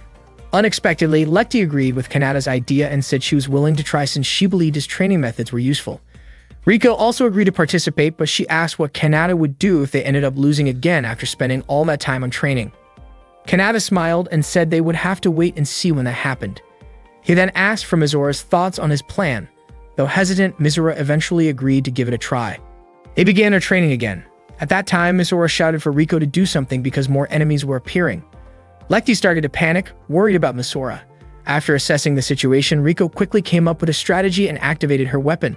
She told Mizora to handle the enemies on the left side while she and Lekti would take care of the ones on the right. Mizora pointed out that the enemies on the left were still too far away, but Riko reminded her that it was a task only Mizora could handle. She added that Lekti didn't have that kind of range. Riko then asked if Mizora could be trusted with that task. Mizora didn't hesitate to accept it and immediately moved to attack the enemies on the left. Riko then told Lekti to help her with the enemies on the right. Lekti apologized for her lack of skill, but Riko reassured her, saying that Lekti's ability was actually really helpful and admitted that she had only lied to Mizora earlier. Lekti was surprised to hear that. Without wasting time, Riko and Lekti rushed to face the beetle-type Devil Ball. Meanwhile, Kanata quietly observed them from a distance. Mizora attacked the Devil Ball from long range. Riko opened fire on the one in front of her, and Lekti took down the Devil Ball near Riko. Kanata could see that Riko's tactic was to lure enemies into a specific range before finishing them off. It was different from Mizora's usual approach, but he found it quite effective. Before long, Yuri and her fire team arrived for their own training. Her team consisted of Lily, Sasha, and Greg. They immediately started their session. Sasha used her sword to destroy the nearby Devil Balls. When more of them began surrounding her, Greg used his bow to assist her from behind. Lily told them to hold their position, then fired her weapon for long-range support. Mizora and her teammates could only watch. Not long after, Yuri's fire team successfully completed their training. Yuri then reminded Kanata and his team to get ready for the upcoming tournament. Mizora felt insecure and asked whether their fire team E601 could really win against a team like that. Kanata told her not to take it too seriously. According to him, if Mizora, Lekti, and Riko wanted to become strong fighters, the answer was already within them. To defeat a team like Yuri's, they needed to develop a proper technique. Kanata smiled confidently, clearly believing that Fireteam E601 had the potential to win. After the training session, Kanata gently massaged Riko's shoulders as a reward for finishing the day's drills. Meanwhile, Lekti and Mizora were resting, looking exhausted in the locker room. Riko then asked why Kanata was being so kind to her that day. Kanata said it was because Riko and the others had achieved something special. Riko asked if he wasn't the one who planned everything. Kanata replied that it seemed to him Riko was the one most concerned about Lekti and Mizora. Rico was surprised and asked what he meant. Kanata explained that since Rico was always watching over Lekti and Misora, it made her someone capable of guiding them when needed. He added that people like her were often considered kind and dependable. Rico was taken aback and told him that saying things like that wouldn't make her fall in love with him. Kanata simply said that it was up to Misora and Lekti to decide whether they thought Rico was a good person or not. Later that afternoon, Yuri stopped Kanata on his way home and asked to speak with him privately as fellow instructors. Kanata said he also wanted to talk to her, which caught Yuri by surprise. She looked nervous as she met his gaze. What they didn't know was that Misora, Lekti, and Rico were secretly watching them from a distance. Misora wondered why Kanata was alone with Yuri. Rico was also surprised. She'd have thought Kanata went straight home, but apparently he had gone to meet Yuri instead. Misora wanted to follow them, thinking she might find some useful information about their potential rivals. That evening, Kanata and Yuri went to a nearby cafe. Kanata ordered a black coffee and Yuri ordered the same. Kanata suggested that Yuri didn't have to force herself to drink black coffee, but Yuri insisted that she genuinely liked it. Misora, Lekti, and Rico also happened to be sitting in the same cafe, keeping an eye on the two instructors. Misora kept watching Kanata and Yuri's table, while Lekti asked if Misora could hear their conversation. Misora said their voices were too quiet to make out, but Rico pointed out that their seats were actually pretty close to Kanata and Yuri. A moment later, the waiter brought their orders. Yuri stared at the cup of black coffee in front of her, and Kanata gently suggested that she should order something else instead, maybe a soda or some ice cream. Yuri refused, saying she liked black coffee and didn't need something as sweet as soda or ice cream. She said she had her own pride about it. Then, to prove her point, she poured in a generous amount of sugar and creamer before taking a sip. Kanata smiled and told her that she probably would have enjoyed a cafe late more, but Yuri insisted that she really did like coffee. Meanwhile, Misora mentioned that she had heard something about Yuri being in trouble. Rico added that Yuri was no longer using the spear she used to fight with. Lekti began to realize that it might be because Yuri was on a date. According to Rico, it seemed like Yuri was dating one of her teammates. Misora was shocked and couldn't believe what she just heard. She looked a bit down and Lekti noticed it, asking why Misora wasn't eating her cake.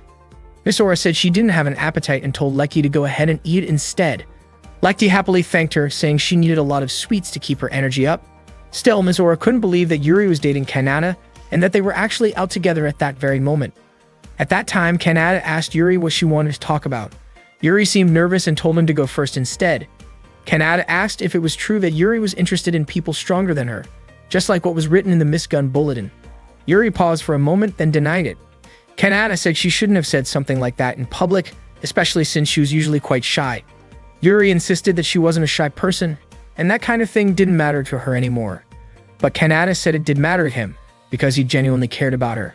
He also mentioned that the person stronger than her, the one she seemed interested in, was Clove. Yuri was caught off guard when she heard that. Kanata couldn't help but wonder if that was really the kind of person Yuri was. Feeling upset, Yuri stood up in front of him, frustrated that Kanata only wanted to talk about that. Kanata then reminded her that she was the one who asked to meet because she had something to say.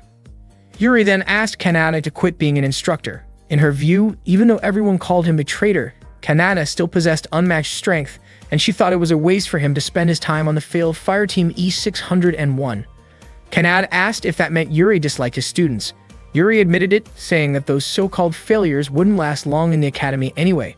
Misora, who had been secretly listening, was clearly upset when she heard that. Kanata responded by saying that it was no different from how things were in the past with him and Chloe. He reminded Yuri that Chloe couldn't even fly properly back then and was once called a failure herself. Kanata said Misora and the others had real talent, and he was confident about it because he was their instructor. Misora was stunned by what she heard, while Yuri became visibly angry and decided to end the conversation. When Kanata tried to pay for the coffee, Yuri insisted that she would cover the bill since she was the one who invited him. But Kanata said he would also pay for someone else's order. It turned out he had realized that Misora and her friends had been following them. Misora told her friends that Kanata had noticed them, but Rico wasn't surprised at all. Kanata smiled as he looked in their direction. Later that afternoon, Chloe and Lloyd went to see Freyon to report new information about the recent incident. It turned out that all the victims so far were sky wizards who used close-range weapons. Freyon thought it might just be a coincidence, but Lloyd pointed out that the first victim was from Fireteam Class E, then the next from Class D, and the most recent attack had even reached Chloe's level. That meant the next target could be from Class B. That night, the mysterious attacker appeared again and ambushed a lower-ranked Sky Wizard. The culprit had the power to vanish and strike from behind. After defeating the victim, the attacker removed his mask, and it was revealed to be real. Riel had done all of it because he wanted to be acknowledged and chosen by Yuri.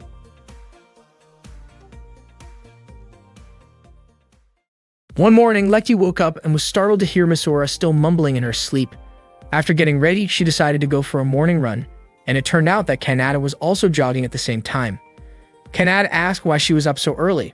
Lekti explained that she just wanted to go for a run, but Kanata suspected Mizora's restless sleep had made it hard for her to rest properly. He told her to be a little more assertive, saying that Mizora could be clumsy sometimes and even managed to damage her own place before. Lekti smiled and invited Kanata to sit and talk with her for a bit. They rested together, and Kanata handed her his drink so she wouldn't get dehydrated. Lekti accepted it, though her face suddenly turned red as she took a sip. As they talked, Lekti realized Kanata was trying to change Fireteam E601's battle tactics by splitting them into different positions. However, she thought it would be impossible since Mizora wasn't suited for the front line, and she herself couldn't really help much from the back line. Kanata gently patted her head and praised her for paying attention to such details. He admitted that Mizora indeed wasn't fit for the front, but told Lekti that she was doing great in many aspects and was very close to success. Before leaving, Kanata gave her a little hint to help her improve. After her run, Lekti went back to her job as a waitress at the cafe, wearing her maid uniform. Kanata apologized to the cafe staff for any trouble he might have caused earlier, but the staff said it was no problem at all. They even mentioned that the work system Kanata had once set up was incredibly efficient, and that his way of convincing suppliers had helped them a lot. Kanata told Lekti to get started quickly because lunchtime at the cafe was basically a battlefield. Lekti immediately began taking customers' orders and rushed to the kitchen to relay them. The cafe was packed, and she admired how fast and skilled the other staff members were at their jobs. A few moments later, the food was ready. One of the staff members offered to deliver it and told Lekti to go welcome the new customers instead. As she hurried off, she almost slipped, but another coworker reminded her not to rush and to just pay more attention to her surroundings. From that moment on, Lekti started being more mindful of everything around her, and her service speed noticeably improved. Kanata observed her closely and thought she was doing a great job. He realized that by simply being aware of her surroundings, she could handle everything better and achieve good results. That afternoon, Fireteam E601 began another round of training. Misora was frustrated because her shots kept missing their targets. Riko suggested she lure enemies closer before firing, which, according to her, explained why Misora had once accidentally shot her own house. Misora assumed Riko must be uncomfortable holding the middle position. As the training continued, Riko aimed at a group of beetle-like demon balloons flying toward them, and said that from her spot, she could shoot down 5 of them. Misora pointed out an enemy coming from the 12 o'clock direction, but Riko replied that it was Mizora's responsibility to handle that area. The two started bickering again like they always did until Lekti yelled at them to stop fighting. Not long after, Kanata came over to Lekti. She told him that the rear line felt unusually quiet. Kanata explained that the back line was the final defense and that it would feel uneasy if she didn't trust the front and middle lines. That made Lekti realize how much pressure Riko must have been under while defending the rear all this time. She'd also remembered the lesson she had learned from working at the cafe, being aware of her surroundings. She finally understood that during battles, she had only been focusing on what was right in front of her. Kanata smiled, happy to see that she had figured it out. Lekti then called out to Misora and reminded her that the job of the front line was to destroy enemies and clear the path. She admired how Misora could keep shooting even while moving quickly, something she herself couldn't do. Misora was surprised to hear such praise from her. Lekti said she was relieved by Mizora's progress and believed she could do even more.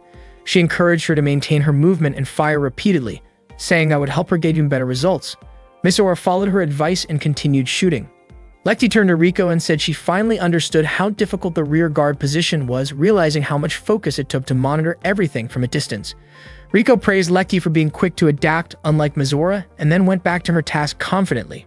Misora kept shooting at the approaching demon balloons, while Riko handled those that were farther away. Lekti thought that with Mizora's improved accuracy, Riko could now move more freely, which meant her own job as the rear guard was to stay alert and ready. A few demon balloons managed to slip past Mizora's attacks, but Lekti quickly reacted and took them down one by one with precision. In that moment, she finally understood what it felt like to grow stronger together as a team. Kanata approached her again, gently patted her head, and told her she had passed the test. Lekti's face turned red as she smiled shyly, while Riko and Misora quietly watched them from a distance. The next morning, after finishing his usual morning run, Kanata was greeted by Chloe with a warm smile. He was surprised to see the noticeable dark circles under her eyes. Feeling a little embarrassed, Chloe admitted that she had been on patrol all night and didn't get much sleep. Kanata asked if she had found any clues about who was behind the recent incident. Chloe explained that all she knew so far was that the weapon used had been a close-range type, and she asked Kanata to keep that information confidential. Kanata then asked whether Yuri had joined the patrol. Chloe said that Yuri hadn't, since she had to focus on her duties as an instructor, and Chloe didn't want to make her stay up all night. Not long after, Misora approached Kanata, asking him to stop what she called pointless training. She wanted him to give them proper advice, something that would help them grow like the students assigned to special missions.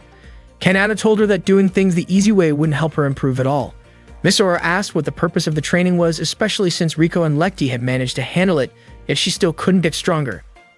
Kanata thought her words sounded a little self-centered. He then told her that they would be having a Fireteam E601 meeting later that day and asked her to make sure not to be late. Chloe commented that Kanata seemed to be enjoying his time as the instructor of Fireteam E601. She added that it reminded her of how he used to teach Yuri. That day, Kanata took the members of Fireteam E601 to a new location. He told them that starting that day and until the upcoming match, they would all be living there together. He wanted them to spend more time as a team. Misora didn't understand the point of doing that, and Lekti didn't know either. Despite their confusion, Misora and Lekti began cleaning the place. However, Riko refused to clean such a dusty room, saying that chores like that were beneath her. Misora grew irritated and scolded her. Meanwhile, Yuri was walking through the back courtyard when Kanata suddenly called out to her and tossed a cream puff her way, asking her to catch it. Startled, Yuri managed to grab it just in time. Kanata praised her quick reflexes. Curious, Yuri asked what he was doing there. Kanata said he just wanted to greet one of the potential opponents he might face in the finals. Yuri asked if he was really confident that his students could make it that far and remarked that a traitor like him seemed overly optimistic. Kanata raised an eyebrow, asking what being a traitor had to do with being optimistic. Yuri replied that she didn't feel comfortable accepting anything from someone she still considered a traitor. Kanata explained that he had bought the cream puff from the same cafe they used to visit after training. He had originally gone there to get something for Misora and the others, but when he saw the cream puffs on display, he thought of Yuri and decided to buy one for her. Yuri hesitated for a moment but eventually accepted it, and Kanata couldn't help but laugh at her shy reaction. Elsewhere, Freya and Lloyd were visiting a student who had been attacked by an unknown assailant.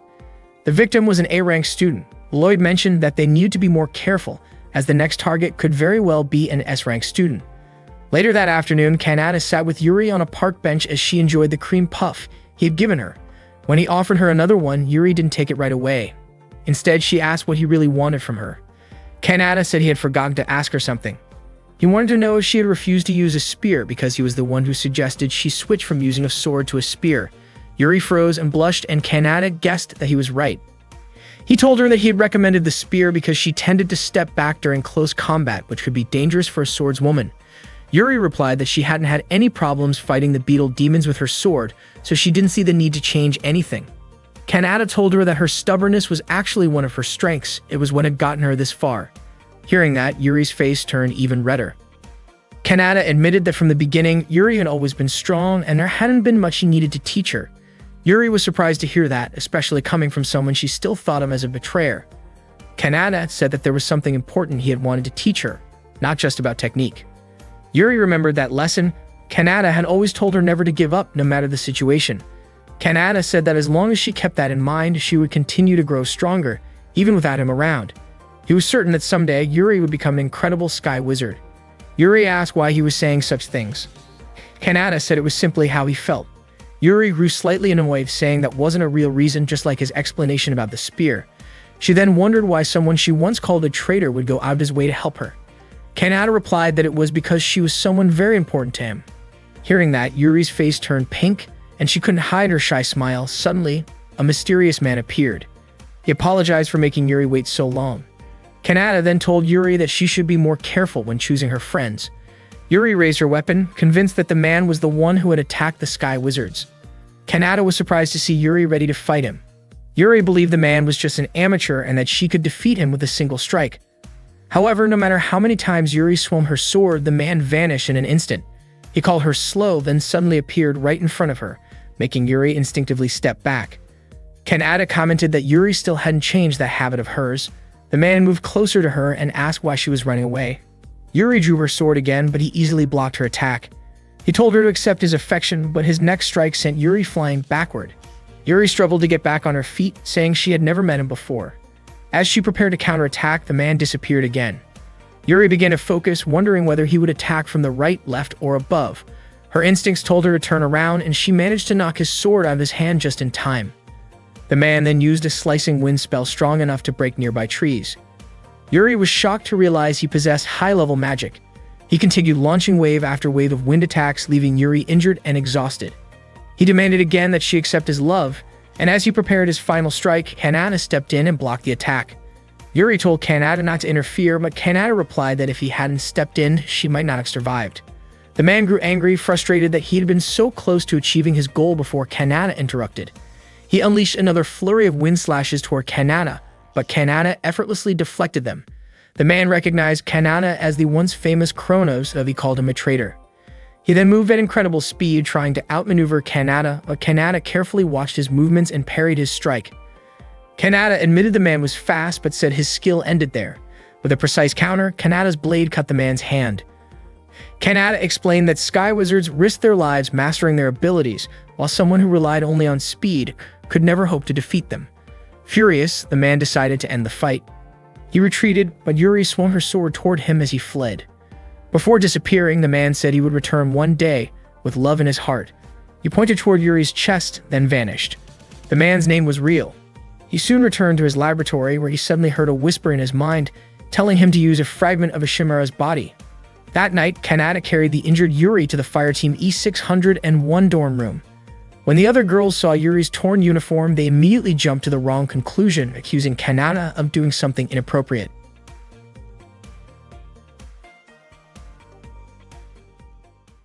That night, Kanata carried Yuri's unconscious body to the Fireteam E601's room. Riko immediately assumed that Kanata had kidnapped an instructor from the strongest team in the tournament just to weaken their opponent's morale. But according to Kanata, there was no way he would ever bring Yuri to his own room. When Yuri finally woke up, she immediately started looking for him.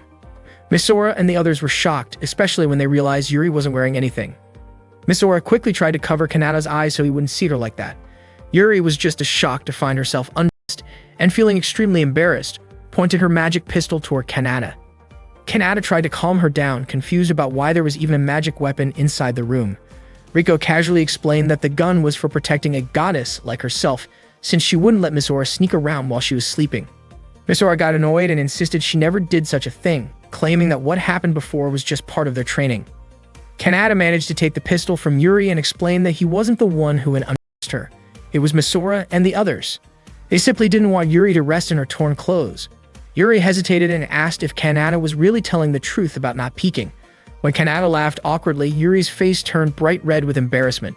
Seeing her start to tear up, Kanata quickly escaped through the window. Misora then suddenly thanked Yuri.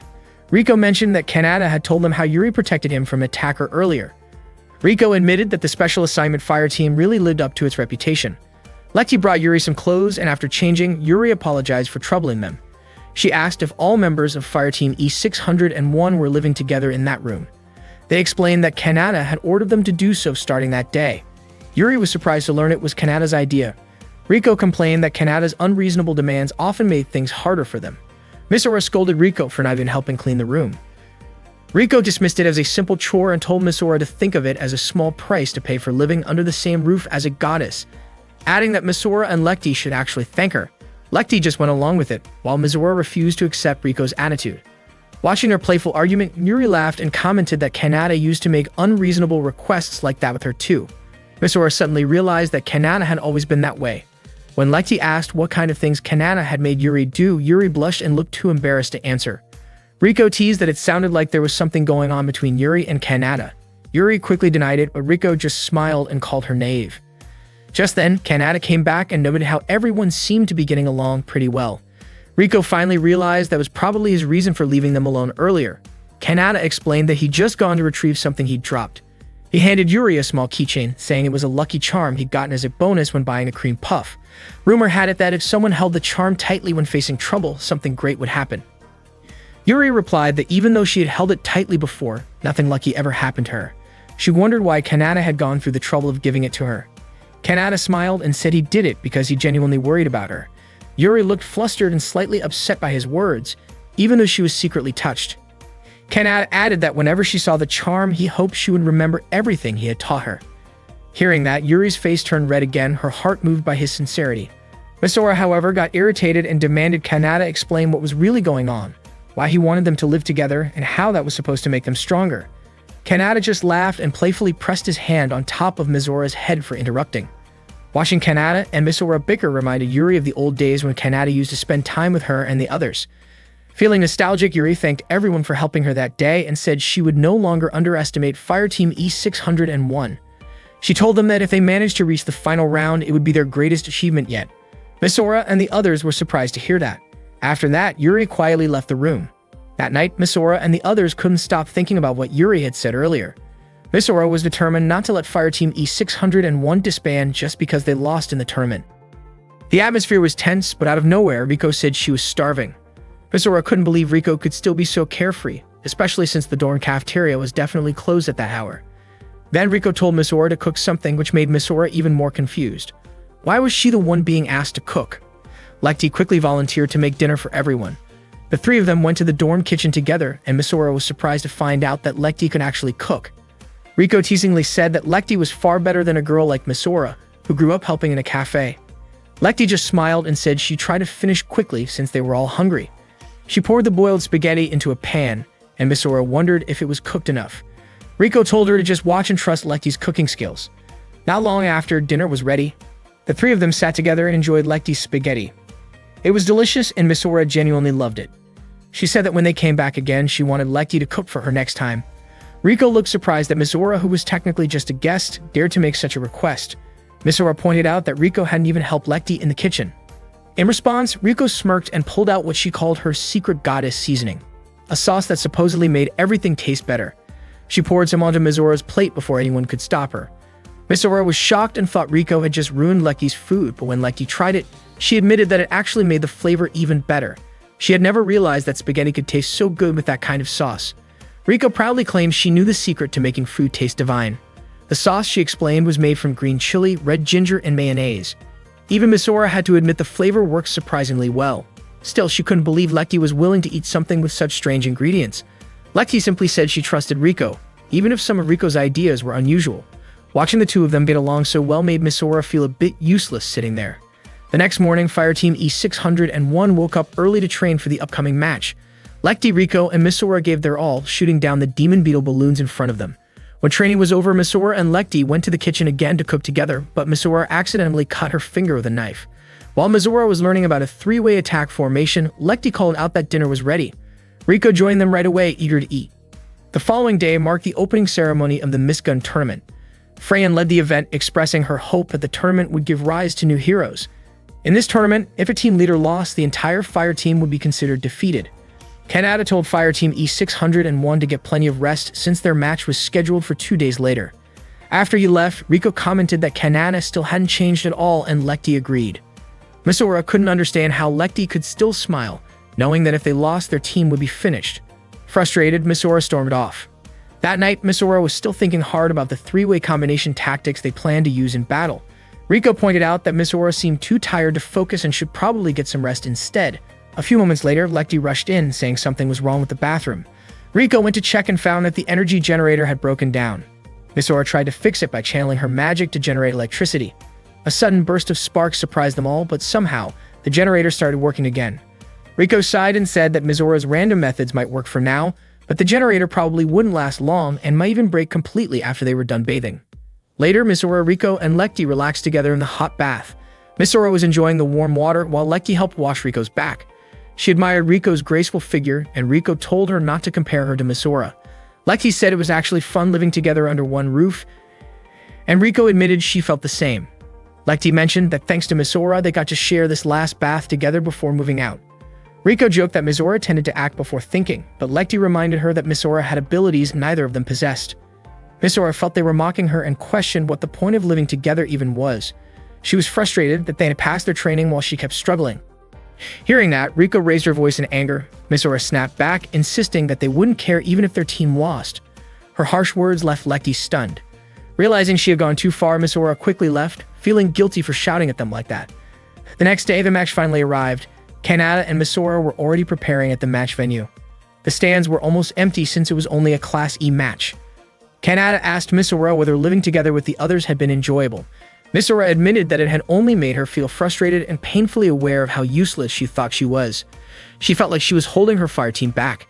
Kanata realized why Misora often said she could never become stronger. He gently told her to clear her mind and look around carefully, reminding her that there was no way she could see things clearly if she stayed lost in her own head. Not long after, the match was about to begin, and Kanata asked her to get ready to enter the arena. Misora then went to join Riko and Lecty. Their team, Fireteam E601, was set to face Fireteam E571, the same team they had fought before.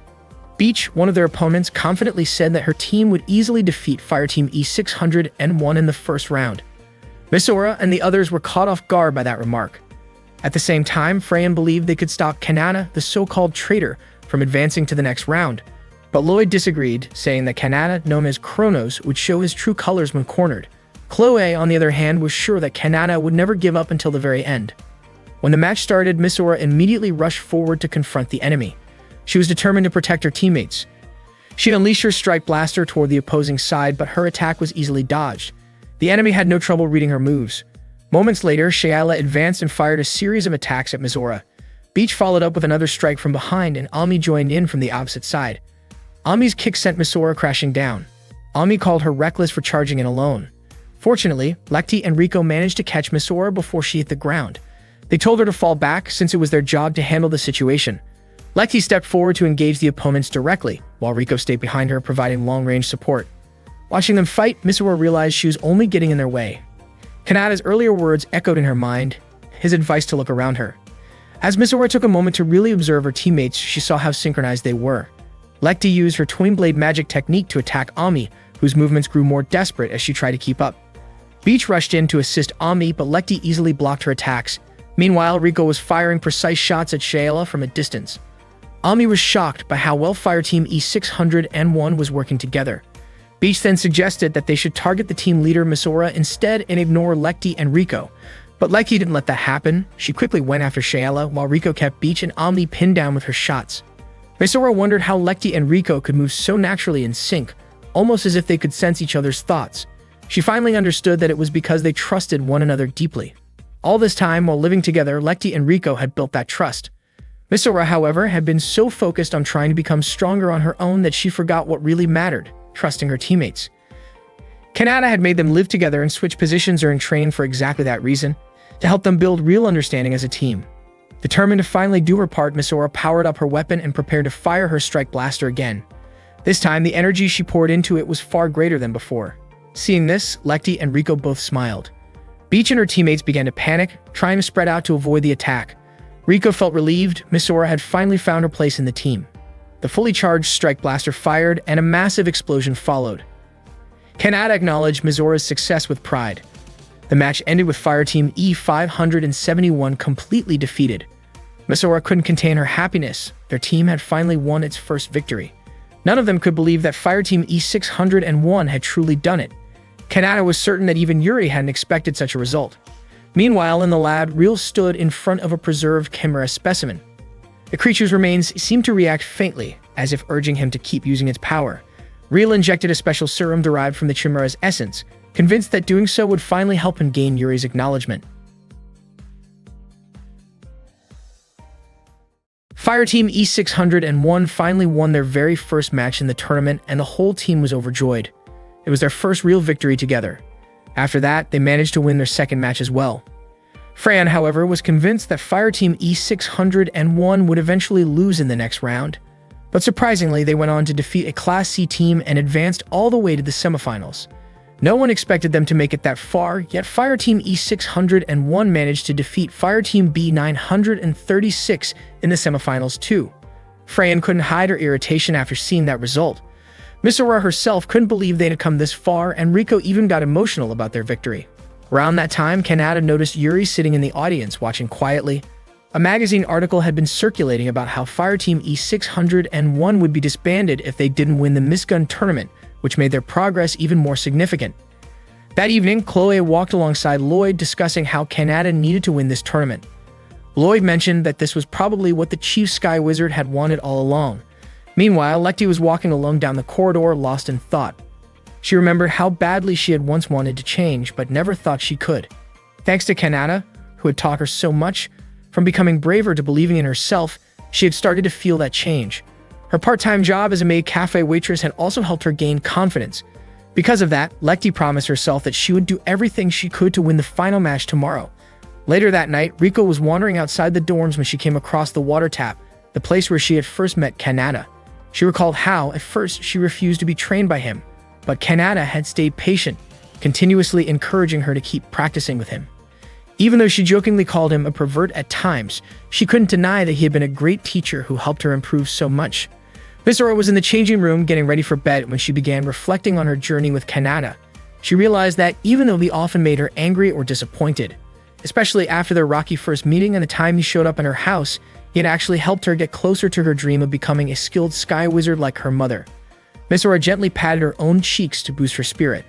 That night, Misora was doing some warm-up exercises when Lecty came over. Lecty admitted that staying in her room only made her overthink everything.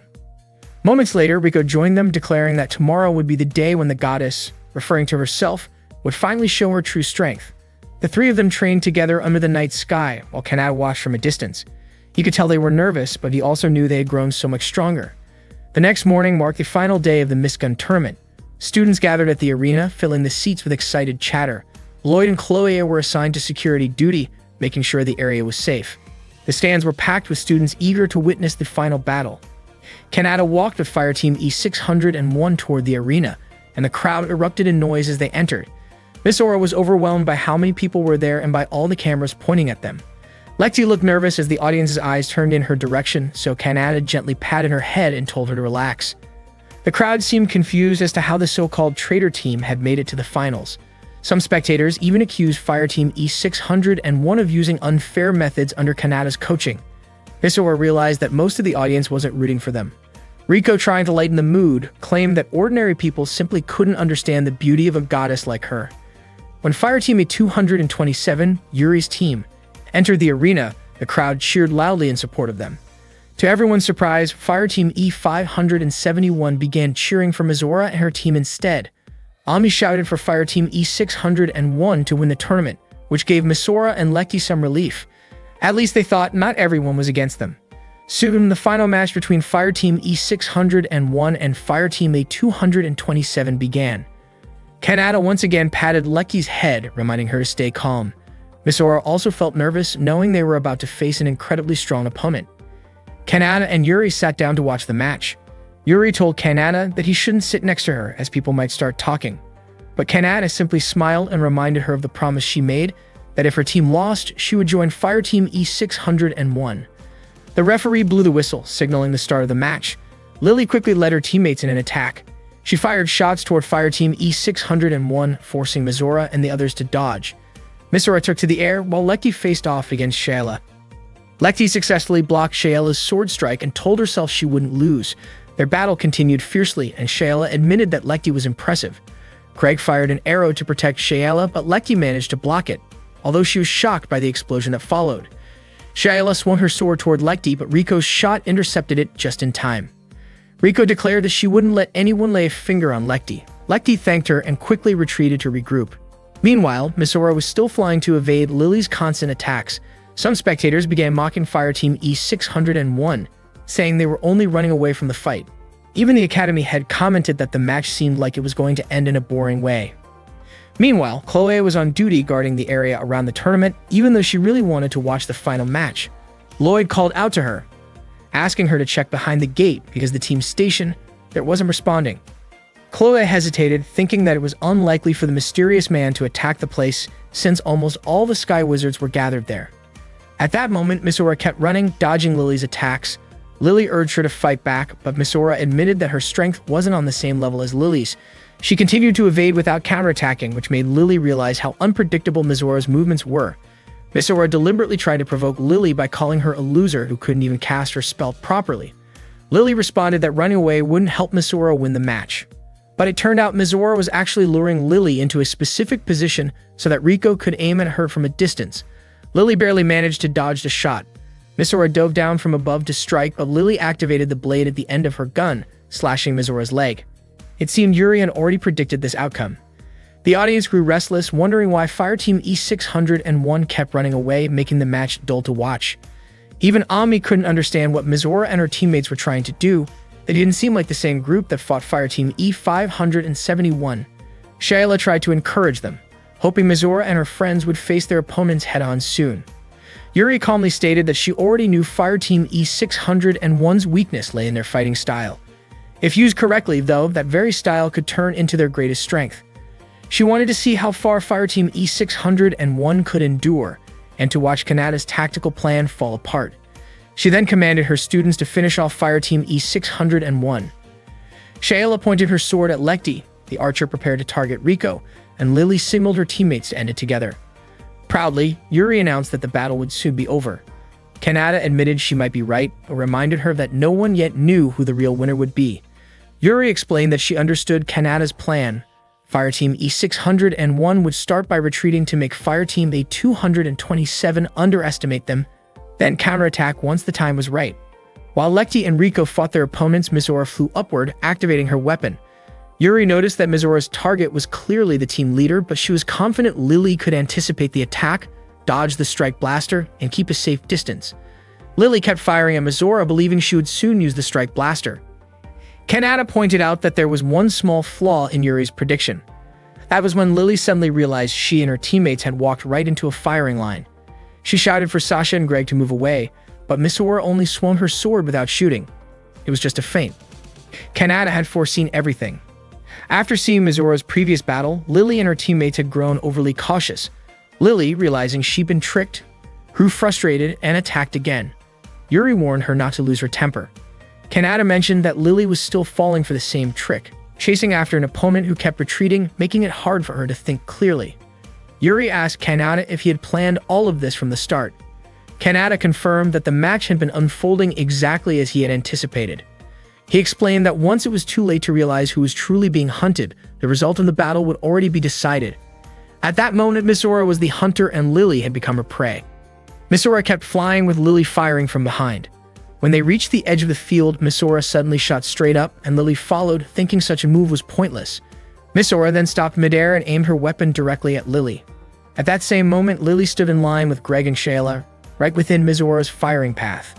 Believing it to be another feint, Lily hesitated. But this time, Mizora unleashed her full strike blaster toward them. The sudden, powerful attack caught everyone off guard. Yuri was shocked that Kanata's students had managed to defeat hers. The headmaster commented that it looked like the match was over. Beach could hardly believe that Mizora and her teammates had beaten the elite Fireteam A227. Lily and her team were in pain. If it hadn't been for the protective sorcerer field, they might have been seriously hurt. Lily couldn't believe how completely Mizora and her teammates had overwhelmed them. The match ended with Fireteam A227's defeat. Suddenly, the tournament announcer's voice was cut off. Someone had attacked the broadcasting booth. Moments later, an alarm blared throughout the arena, warning unarmed students to evacuate immediately. Freyan and the others were stunned by the announcement. Chloe and Lloyd quickly realized that someone had triggered the emergency alarm. As students fled in panic, all the doors shut automatically. Lloyd noticed that the attacker's goal seemed to be clearing out the arena. Soon after, an explosion erupted from the top of the tower, and Riel descended into the middle of the field with a smile, calling out Yuri's name. Yuri was stunned to realize that Riel was behind the attack. Riko declared that she had become stronger than Yuri. Mizora and her friends stared at Riel, unsure who he was, but Riko was certain he wasn't an ordinary person. Mizora could sense the terrifying power emanating from Riel. It reminded her of the same overwhelming energy Kanata had once shown when he defeated Chimera. Riel walked up to Yuri and asked if she had already forgotten about him. He admitted that forgetting her was never something he could do easily. Yuri's mind drifted back to the time she first met Riel. Back then, Riel had asked if she was ready to accept him, since she always said she liked people who were stronger than her. Feeling sorry for her loss at the time, Riel had promised to comfort her with a hug. As Riel was about to embrace her, Kanata quickly stopped him. Kanata was certain that Riel was the one behind the attack. Without hesitation, Kanata kicked him hard enough to make him fall. Right after that, Kanata grabbed Yuri's hand and told her to run with him. Seeing this, Riel broke free from Kanata's grip on Yuri and tried to pull her toward himself again. However, Kanata immediately intervened and threw Riel toward the audience seats. Kanata then told Yuri to get away. He said that he was the one who should be facing Riel. Riel mocked him, asking if Kanata was even worthy of being his opponent. He picked up one of the audience benches and hurled it at Kanata. The shattered pieces struck Kanata, and a metal rod pierced his leg. Seeing this, Real laughed loudly, saying he wouldn't let Yuri get away so easily. He blocked Yuri's path and shouted her name. Yuri activated her sword and pointed it straight at Real. However, to her shock, Real easily caught the blade and crushed it into fragments with his bare hand. Kanata tried to help her, but the wound on his leg made it difficult for him to move. Real told Yuri not to be afraid of him, saying that if she wasn't, they could finally understand each other. Just as Real reached out to grab Yuri, a strike blaster fired by Misora hit him squarely, sending him flying backward. Real was stunned and turned his gaze toward Misora. Lecty was surprised the attack actually landed. Her plan had only been to hit a warning shot. Rico commented that if Real were an ordinary person, that blast would have been fatal. Real then glared at them with a chilling and menacing stare. Misora suddenly fired her strike blaster, hitting Real directly. Kanata was surprised to see that Misora and the others were still in the battle arena. It turned out Misora had stayed behind because she didn't believe Kanata could handle Real alone. Kanata told her that he also had other allies. Real regained consciousness and accused Misora and the others of being cruel for standing in the way of his love for Yuri. Suddenly, multiple attacks rained down from above. Chloe and Lloyd had arrived to help Kanata and Yuri. They asked if the two were alright. Kanata introduced them as his teammates, leaving Misora and the others shocked. Real smiled, admitting that the previous attack had hurt a little, but he still showed no sign of fear. Yuri urged him to surrender since he was clearly outnumbered. Kanata added that they wouldn't harm him if he gave up peacefully. Real only laughed, claiming that no one could kill him. In an instant, Real's body began to change. It grew larger, his skin darkened, and his entire form started to resemble a beetle demon. He declared himself as the Chosen One, saying that no human could defeat him. Lloyd and Chloe noticed that Real's skin really did look like that of a beetle demon. Raising his arm, Real unleashed a massive whirlwind attack that trapped Yuri and the others inside. Chloe tried firing at him, but her attacks had no effect. It seemed pointless. None of their strikes could pierce Real's defenses. Laughing, Real said no one could stop him from taking Yuri. He then tightly restrained Yuri, holding her captive. Kanata tried to move in and rescue her, but Misora rushed forward to support him. Seeing him as a nuisance, Real launched a powerful strike that knocked Misora and the others down. Watching his students fall like that, Kanata grew furious, calling Real arrogant. Moments later, a dark aura began to surge from Kanata's body, the same terrifying energy as before. The metal restraints on his legs shattered. Misora wondered aloud if Kanata was about to use that power again, while Rico and Lecty didn't seem to understand what she meant. Kanata declared that he couldn't forgive Real for hurting his students. He activated his sword and charged at Real. The blow was so strong that it sliced through Real's weapon and even grazed his face. Real admitted Kanata's power was impressive for a human, but to Kanata's surprise, Real's weapon quickly regenerated. Yuri called out in concern, but Kanata told her not to move too much. Real arrogantly replied that Kanata shouldn't worry about Yuri because he would be the one to protect her. The two clashed again, their weapons meeting with a loud explosion. Real then claimed that he understood Kanata's situation. He suspected that Kanata, too, had been chosen by the beetle demon. Kanata expressed pity, saying it was sad to see Real consumed by such power. Real asked whether Kanata truly believed that this power was something evil. He then said he finally understood why people had called Kanata a traitor, a member of the elite fire team who turned out to be humanity's enemy. Kanata pressed his sword harder against Real and tried to strike again with his free hand, but Real anticipated the move and blocked it. Both of Kanata's hands were restrained by Real's grip.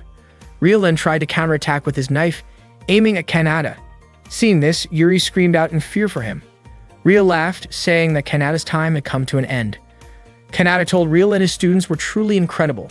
Just then, a sudden barrage of attacks was fired toward Real, but Lecty quickly stepped in, using her twin swords to shatter the hands made of Rico's energy that had been restraining Kanata. Kanata felt deeply grateful to Lecty for saving him. Rico launched a strike toward Real's tentacles, giving Yuri the chance to break free from Real's grasp. Kanata urged Yuri to get away and protect herself. Real refused to let her escape and unleashed a chain-like attack aimed directly at Yuri.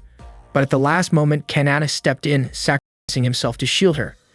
Kanata's body fell to the ground as Real laughed, mocking him and thanking him for ending his own life. Yuri was devastated to see Kanata gravely injured. Kanata, weak and in pain, told her to step back. Real was shocked that Kanata was still alive despite being seriously wounded and decided to end it once and for all. As Real moved closer to him, Yuri trembled and cried helplessly. Suddenly, Misora shouted that it wasn't over yet, because Kanata was their instructor. Rico agreed, saying Kanata would always be their teacher. Lekti then asked what it truly meant to be a sky wizard. Hearing that, Yuri remembered Kanata's words to never give up. She held tightly onto the charm Kanata had given her. As Rio prepared to finish Kanata, he found himself unable to move freely because the others were still fighting back. He swung his iron chains toward Mizora and the others. Lekti stepped forward, ready for close combat, while Rico fired precise shots that struck the chains, and Mizora followed up with another barrage. Lekti rushed in and drove her sword toward Rio's body. For a moment, they thought she had succeeded, but the sword shattered into pieces against Rio's hardened skin. Rico shouted for Lekti to fall back. Rico and Mizora kept firing while Lekti retreated to safety. At that moment, Kanata realized something. The weaker he appeared, the more careless his opponent became. Rio unfolded his wings and took to the air. That ability signified that Rio had already reached level 2. He flew toward Mizora and the others, laughing as if mocking their attempt to bring him down. Rio began searching for Yuri and demanded that Mizora and the others tell him where she was. But they had already put their plan into motion. They split up, and Yuri stood behind them waiting. Rio's face lit up when he saw her. He was convinced that Yuri had finally accepted him. However, this time Yuri was determined. She forgave Kanata in her heart, ready to use the spear technique he had once taught her. She spun her weapon, preparing to strike. Rio eagerly welcomed her attack, laughing with excitement, until Yuri thrust her spear straight through his chest, the blade piercing at his back. Rio laughed again at first, certain that something like Yuri's spear could never destroy him. But his expression quickly changed as unbearable pain spread through his body, something he hadn't thought possible. Yuri calmly told him that the spear she used was a trident equipped with a high-frequency oscillation system, capable of breaking down molecular structures and specially designed to fight chimera threats. Rio groaned in pain before falling from the sky, reverting to his original form as he hit the ground. Yuri approached him and told him that it was all over. Rio, unwilling to accept defeat, glared at Kanata. Yuri said she understood what Rio was thinking and warned him not to continue. She told him that if he did, she wouldn't forgive him. Despite her words, Rio suddenly charged toward Kanata. Without hesitation, Yuri threw her spear once again, striking Rio squarely in the body. Even while in pain, Rio staggered toward Kanata. Kanata calmly said that Rio was now dancing in the palm of his hand. Moments later, Rio let out a final groan of agony before collapsing, completely defeated. Once the battle was over, Rico's body was taken away by ambulance. Kanata finally felt some relief, knowing the immediate crisis had been handled. Yuri told him that it was thanks to him that Rio had been defeated. But Kanata modestly replied that it was Yuri who had finished him off, while he himself had only tried to escape. Chloe asked about Kanata's injuries and he assured her that he was fine. Freyan arrived, wanting to know who had defeated the enemy. Not wanting to face her, Kanata quietly slipped away. Mizora and the others followed after him. Watching them go, Chloe said that Kanata hadn't changed at all. He always fought alone without expecting any reward, and then disappeared as soon as it was over. Lloyd admitted he still couldn't understand what went on in Kanata's mind. The next day, news about Rio's attack was featured in the Misgun Bulletin. The reports claimed that Rio had planted explosives around the aerial arena due to stress. Ami, Beach, and Shayla were discussing the incident. Meanwhile, the head of the academy asked Freon why there hadn't been an official announcement declaring Fireteam E601 as the winners of the tournament. The prize should have included a promotion by 2 ranks, which meant Fireteam E601 was supposed to move up to rank C. However, to everyone's surprise, Freyan decided not to promote Fireteam E601 after all. Kanata shared the news with Mizora and the others, leaving them shocked. He explained that he had tried to defend them, but Freyan said the promotion was cancelled because their actions had caused significant damage to the city. Therefore, Fireteam E601 would not be advancing in rank. Mizora and Rico couldn't believe that response, while Lekti asked if they would at least still receive the special weapons they had been promised. They did receive something, but it turned out to be explosives that had been used around the arena. Mizora and the others realized that, in other words, the winners had ended up getting nothing meaningful at all. Kanata then showed them a decorative item that was meant as a consolation, but none of them seemed interested. They were disappointed that all their hard work had led to no real reward. Kanata gently told them not to think that way, reminding them that he knew how much effort they had put in. Hearing this, Mizora and the others smiled. Kanata congratulated Mizora for leading the team to victory in the tournament. As the leader of Fireteam E601, Mizora thanked Rico and Lekti for their hard work. Lekti told her there was no need to thank them, while Rico said she would forgive Mizora for keeping a secret from them earlier. Kanata then mentioned that Fireteam E601 would be getting a new member that day, which immediately caught everyone's attention. They were curious and excited to find out who it was. To their surprise, the new member was Yuri. None of them had expected Yuri to join Fireteam E601. As soon as she arrived, Kanata introduced her as a former commander who had lost in a previous mission and asked her to get along well with Mizora and the rest of the team. Yuri didn't look too pleased about being called a failed commander, but she stayed composed. Kanata asked her to introduce herself properly. Yuri explained that she was there under Kanata's instruction and was joining as a new member. She had been working on a special assignment before, but now she felt honored to collaborate with Mizora and her teammates. Kanata noticed Mizora and the others standing silently in surprise, so he reminded them to welcome their new teammate. He then asked Yuri what she was carrying. Yuri said she had brought a cake. Kanata was impressed by Yuri's thoughtfulness as a new member. He invited everyone to celebrate their tournament victory by sharing the cake she brought. Yuri suddenly looked startled and asked Kanata to open the cake later when he was alone. She tried to take it back from him, but Kanata laughed and said that eating cake alone wasn't any fun. When they opened it together, everyone was surprised to see that it had a love message written on it. Yuri immediately turned bright red from embarrassment. Kanata teased her, saying he still didn't understand what kind of taste Yuri had been talking about in that magazine Mizora had mentioned earlier. He jokingly asked whether the person Yuri liked was Mizora, Lecty, or Rico. Yuri blushed even more and called Kanata an idiot before running out of the room. Mizora looked oddly relieved after that, though she didn't explain why when Lecty asked what was wrong. Meanwhile, Rio was still recovering in the hospital. A bouquet of flowers had been sent to him by Yuri. Rio seemed deeply shaken by everything that had happened. Sometime later, Mizora returned home, and her relationship with her father began to improve. Lecty started helping out as a waitress at Mizora's father's cafe. Rico went back to collecting cute items she loved.